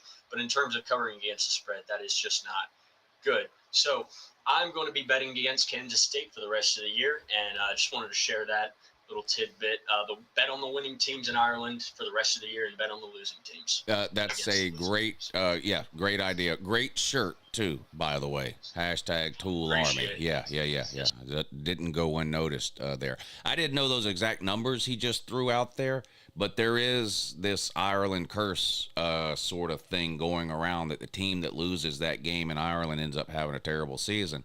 Now, as far as me and Kansas State, we had a messy divorce. But he bet on Kansas State last week. I didn't. I got off the Kansas State train 2 weeks ago. I'm not betting another dollar on Kansas State all year. They're one of the most disappointing teams in all of college football to me for the second year in a row. Avery Johnson, not the answer, and that means Uncle Lou was wrong on that. Good morning. You're on with Uncle Lou. Yo, what up? I'm a fellow UGA fan. I was just wondering some of your takes on some Georgia stuff. Like, me personally, I'm mad at Nate Fraser's usage so far this season. I think he needs to be used a lot more in mid-offense. Yeah, well, he still has the fumbling problem. And here's the thing about I like the idea of Nate Fraser, but I asked this the other day, and I'll ask it again now. Has he ever broke a tackle? I don't think he has. That's true. That's true. And here's the thing with Nate. Nate Fraser is an outside the tackles runner. Mm-hmm. Who doesn't have breakaway speed. In other words, he's got a very low ceiling as a running back. Now, he might have a high floor. Like, he knows the plays. He does it right. I like him. I'm not saying he's bad. I like it when he's in the game. But he's not DeAndre Swift or James Cook. But that's the style of runner he is. But he doesn't have the top end speed. He'll never have a 70-yard touchdown run, ever. Why didn't he score? Do you remember the Rose Bowl from 2017? Yes. Sony Michel, Yes. Wildcat. Same play. Same play. I got except in that game, it was a direct snap to Sony Michel. This game was a toss sweep to Nate Frazier. Mm-hmm. Sony Michel scores on that play. Nate Frazier gets dragged down at the 4. And look, that's you can't help how fast you are. And I'm not shitting on Nate Frazier. He's one of the better backs that we have. But he doesn't have the ceiling that the number one backs at UGA had that we're accustomed to having. Whether you're talking about Nick Chubb, Todd Gurley, James Cook, DeAndre Swift, he doesn't have that. He will never have a 60-yard touchdown run because he's going to get caught from behind. So it limits him because he can't. That's why we had to go out and get Josh McCray from Illinois, by the way, because Nate Frazier can't bang between the tackles 15 times a game. He fumbles too much, and he doesn't have that kind of body. He's an outside back without top end speed. That's my criticism of Nate Frazier, but I still like him. I'm not shitting on him. I still like him as a back, and I think he should get a lot of carries, and he will. Probably the most reliable back we have. Yeah, I really like what McCray's been doing in the red zone, but I also really love how we've been using Dwight in the offense. Now, he does have, he will have some 70-yard touchdown runs. It's just a matter of time. He does have that speed. He does have the top end speed. Yep, I agree. Yep. And I was also wanting to know like how you think what the keys are to us beating Alabama, because like they just own us. Like They're right here. They're all here. Yeah. They're between ears because Georgia's been better than Alabama most years for the last 5 or 6 years. Yep. But it doesn't matter who's better. It matters who wins the game. And for whatever reason, and it's not a player thing, it's a Kirby thing, because the players have changed. The coordinators have changed. The position coaches have changed. The only thing that hasn't changed is the head coach. So I love Kirby, but he's got an obvious Bama problem, just like Ryan Day's got a Michigan problem. Doesn't mean Ryan Day's a terrible head coach. He's the second best coach in football, just won a natty. But he's got a Michigan problem, and Kirby's got a mental hurdle Alabama problem. And that's why I can't pick Georgia to win the game, because they never do. Yeah, I know. I remember 2021, that defense we had going to the SEC Championship. I thought we were about to crush them. Yeah, and we got blown out. It was ridiculous. Yeah. Dominated. Yeah. 2017, we were beating them at halftime, lost the game in the Natty. 2018, SEC Championship game, beating them at halftime, lost the game. 2020, regular season COVID game in Tuscaloosa, beating them at halftime, lost the game. I mean, you got to get over the hurdle. It's all mental. Thank you for the call. Good morning. You're on with Uncle Lou. All right, what up, Lou? Hey, buddy. What's going on? Not much. Let's see. Well, I figured if Georgia Tech did actually end up going to the ACC Championship, it'd be interesting that it was against probably Carson Beck in Miami. Yeah. And I guess sort of like a revenge game or something. But my question for you was more around, I feel like with us Tech fans, we see being good at college football like a strip club. We just don't know what to do with it. And so what would be your advice to Tech fans if Georgia Tech is actually going to be good? If they're going to be good? They are good. Yeah. Well, I mean, like sustain. Well, here's what I'll say about Georgia Tech, because and I don't even like doing this, because Georgia Tech is a good team. Their fans have a right to be excited. It's been a long time coming. I know a lot of Georgia Tech fans, just like you probably know a lot of Georgia fans. And I'm happy for the Georgia Tech fans. My buddies C-Dog and Rec Talk were at the game. Like, I'm so happy for them that they got to see that big win and all that. Georgia Tech's not winning very many playoff games if they get in. I mean, that's just what it is. Now, that's not... This would be if Georgia Tech made the playoffs, it would be unbelievable. Like, it'd be an amazing season. But I mean, we have to. If I'm staying in the realm of reality here, like, this is a talent business in the end. And you can beat Clemson. You can be less talented than a down Clemson team and beat them, but you're not likely to beat 4 top 10 teams in a row. Georgia Tech isn't, I don't think. You could win a playoff game depending on the matchup, right? You get matched up at home, let's say, with a G5 team or even a Big 12 team or something. Like, you can win a game, but like, I hate to even say that, because I don't want Georgia Tech fans to go through this season, which could be a really great season for them, thinking constantly in the back of their head, well, we're not winning at all, so this season doesn't matter. Georgia Tech fans shouldn't even be in that mindset, There's only one or two teams in the country that should have like a natty or bust mindset. If Georgia Tech even makes the ACC championship game, when you consider where they were at just 3 years ago, I mean, that would be amazing for Georgia Tech. And you use it to, you know, recruiting is this season, what Georgia Tech could potentially do this season is more important to what it could mean for recruiting next year than what they actually win this year. Because that's the next level for Georgia Tech. They're well coached, right? They're getting the most out of their players. They've got some good players, but they don't have enough good players to come to beat, 3-4 weeks in a row, Ohio State, Oklahoma, Miami, and whatever. Like they don't have. They don't have the third, fourth guy back. Right. Right. Now, how do you get that? Well, you go from recruiting in the 20s to recruiting in the teens. You swing for some bigger fences in the portal because you can get them now. Because hey, we made the playoffs last year. Come to Georgia Tech. We're not busy winning 5 games a year anymore. This is actually a destination now. So you use this good year to improve your roster 3 years down the road by signing a great recruiting class next year, right? And I do expect Georgia Tech to be in the ACC championship game at this point. And I'm just about convinced that the ACC is going to get 3 teams in, and that means that win or lose, both teams that make the ACC championship game are in. And so I think there's a chance. I think there's over a 50% chance right now because of the league Georgia Tech is in that they make the playoffs.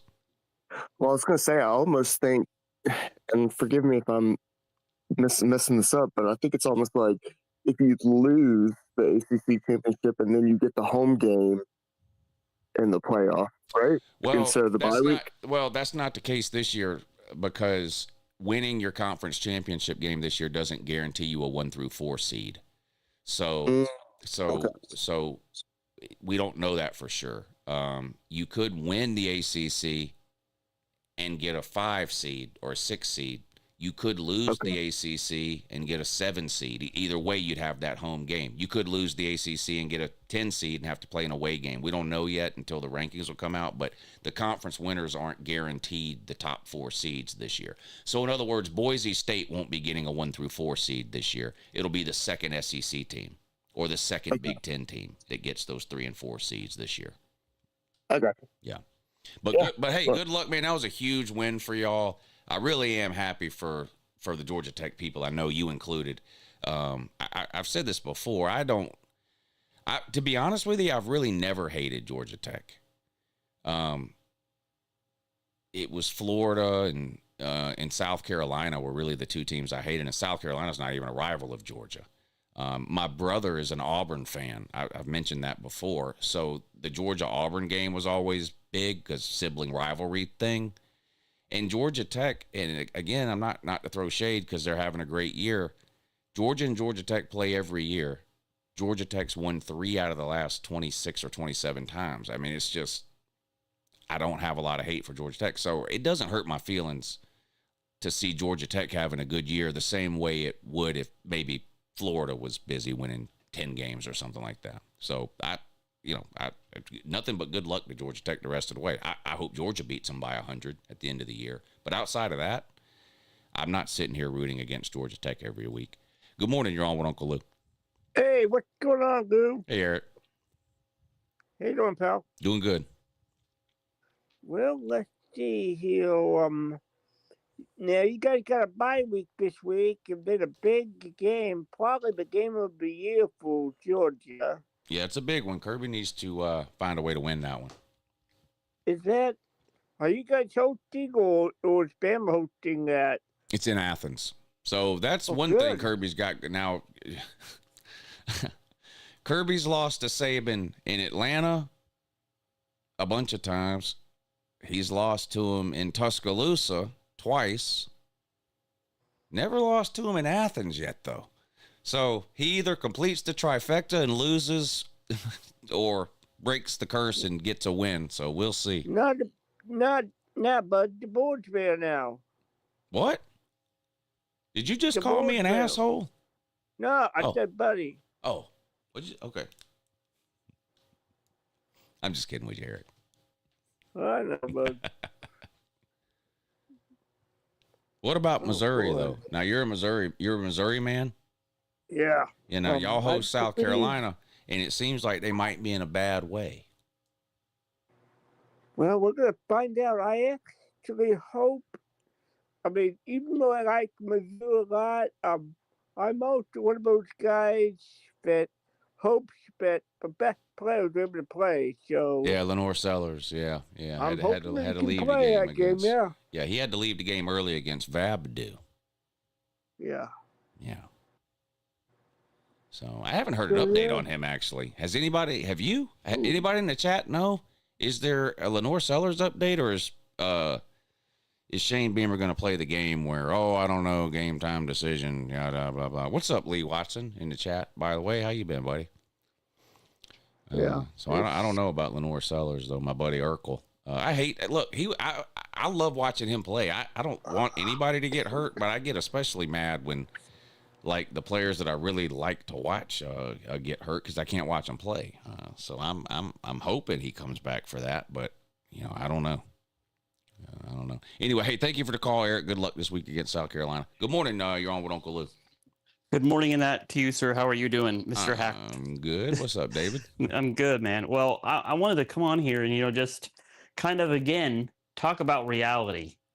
We talked about reality before the season started, and now Florida might go 5-7, not 7-5. I might have been giving Florida too much credit. Florida down. Where are the 5 wins, sir? Where are the 5 wins, sir? I don't know about no 5-7, man. Come on, man. What are you doing? Are you Now and then LSU, Brian Kelly's got his hoo-hoo stuck somewhere because he can't stop crying because the media dares to call out the great Brian Kelly when your team gets 4 extra possessions because the 5th interception was returned for a touchdown. 4 extra possessions and you can't score more than 20 points on Florida. Yeah, and then my favorite one was hats off to the reporter. This guy just wouldn't give up. So Brian Kelly yells at him because he asked about the offense in general, and then he goes, okay, well, let me be more specific. What about third downs? And Brian Kelly's like, what do you mean third down? We've been good on third downs every game except today. Quit micromanaging. And the guy goes, okay, well, what about your inability to run the ball? Like, the guy just wouldn't give up, wouldn't take no for an answer. And then Brian Kelly, when he goes, well, how come you can't run the ball? Brian Kelly goes, did you not watch the game? Did you not see the last play of the game? We literally ran the ball in the last play of the game. One play is all you need. Like, he's bragging that they had one good running play in the entire game. And I'm like, what in the fuck is happening here? Yeah, I mean, just these poverty programs just got to hang their hat on all the little things. And, I want to play a little game. Before I get to that game, Dabo Sweeney as well.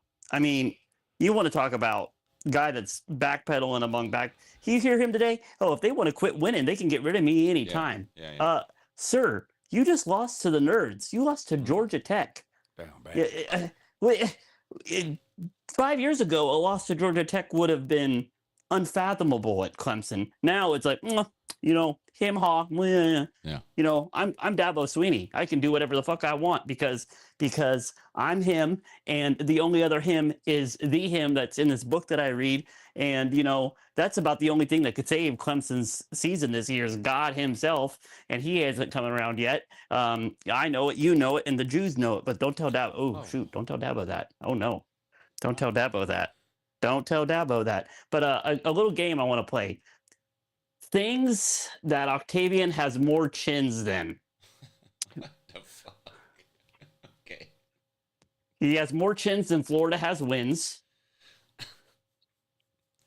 He has more chins than Brian Kelly has balls. And that Dabo Sweeney has balls. Octavian has more chins than Oregon State has wins. Oklahoma State has wins. Then Ohio State has wins over the Power Four. Yeah, I mean, that's off the top of my head. But another thing I wanted to talk about before we get too into the weeds of Octavian is, sir, I genuinely want to know, because I don't know if you saw my comment on your top 25 video, you have Miami ahead of Florida or ahead of Oregon. Yeah. And not that I'm one of these guys that's like, oh, you need to rate my team 1, 2, 3. But Miami does not have a win over a Power 4 opponent that has a win all year.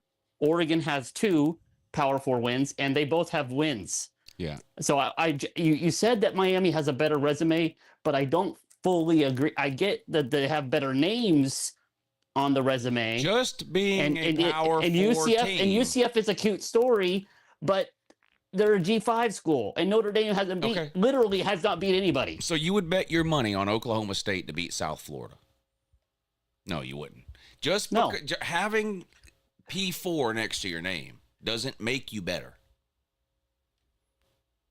So that's a fair statement. That's a fair statement. I think Oregon's good and can win it all, but I do think Miami has been more impressive with what they've done and who they've played through 3 weeks of Oregon. But David, I got to let you go, buddy. I'm running way over on time. I'm sorry. You know, you're one of my favorite callers. I hate to rush you, and I'm sorry. Please call back in on Thursday. Good morning. You're on with Uncle Lou.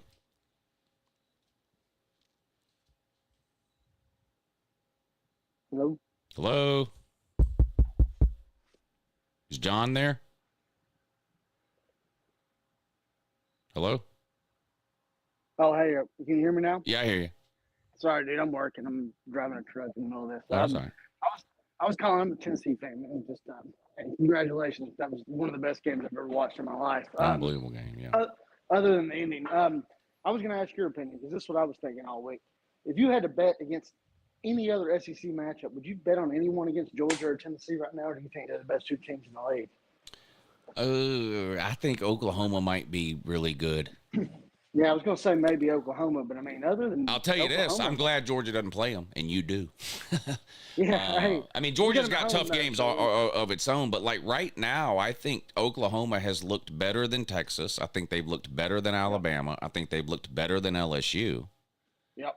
And those are really the teams you're talking about there, in addition to Georgia and Tennessee. So now y'all play Oklahoma coming up here in a couple of weeks in Neyland. I think it's going to be another great game there. With Georgia plays Bama, so you know a lot of this stuff will shake itself out. But Oklahoma, honestly, I think they've been the most impressive team to me so far. They haven't had any down games. They haven't lost any games. They blew out Michigan at home. They dominant defense. Their quarterback's playing at a high level. No obvious weaknesses. They look really good. Now, they got a tough schedule. Their schedule's tougher than both of Georgia ours. And Tennessee. Yeah. Georgia and Tennessee, just because of that game. Yeah, it was a great game. And Oklahoma's got a tougher schedule than either Georgia or Tennessee, I think. So, I do think they're going to lose some games. Schedule. Yeah, they do. Now, my question about Tennessee is those, the road thing. You got to play at Bama and even at Florida, And I know what you're going to say. Everybody, well, Florida's terrible. Yeah, well, Arkansas was terrible last year. Like, we're not going to say anything about winning in the swamp, dude. That's going to be hard. Yeah, like I think they can do it, but like, how confident really can I be until I see Tennessee start winning these road games more regularly? So there's some landmines there, but Oklahoma's got a tough schedule too. So it's going to be a mess. It's going to be a bloodbath in the SEC. I don't know if anybody's coming out better than 10-2, and that's going to be a hell of a team that goes 10-2. It was cool to watch that game after all kind of the shit talk about Aguilar and about Stockton, about how these dudes can't play, and I was like, man, there's a reason these dudes are in the SEC. If they couldn't play, they wouldn't be here. Yeah. And I think they both showed up big time, and you start seeing these. And now this is a crazy thing to say, but you start seeing these Heisman Trophy top 10 lists, and I don't see Stockton or Aguilar, and I go, did y'all not watch this game? Yeah. Well, you know what I mean? It's kind of like the rankings. You want to be on that list in November, not September. So we'll see if those two players keep putting up 300+ yards a game, and I think Aguilar is more likely to put up numbers over the course of the season like that than Stockton is, just because of the way Georgia plays and the way Tennessee plays. But yeah, it was a great game, man. I'm gonna have to let you run. I got to shut things down here. Good morning. You're on with Uncle Lou. You're muted. You got to unmute yourself or I can't hear you.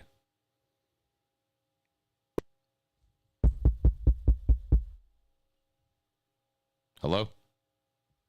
Can you hear me now? Yeah, I hear you now. Can you hear me now? Okay. Yeah, I can hear you just fine. Sorry about that. What do you think about the Vanderbilt story? I think that's pretty cool. The Vanderbilt story, you said? Yeah, I think Vandy's probably a top 5 team in the SEC.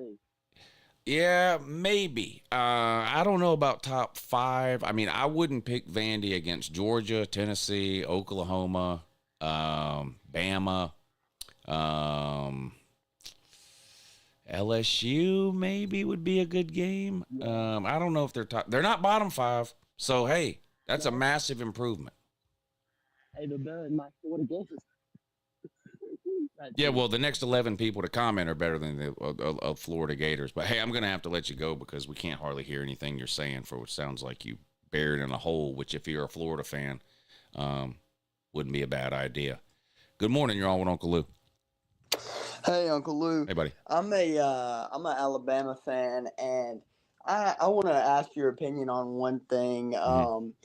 So, do you think Auburn has went out and got Hugh Freeze and now Jackson Arnold for the fact that those two are known for competing with Bama? Hugh Freeze back at Ole Miss giving us trouble, and then Jackson Arnold last year at Oklahoma beating the brakes off of us. No, I don't think that's specifically why they went out and got him. No.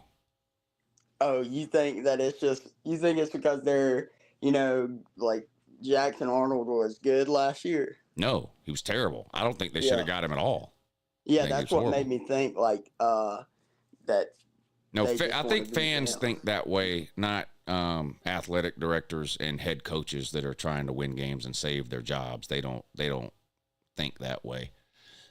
But thank you for the call.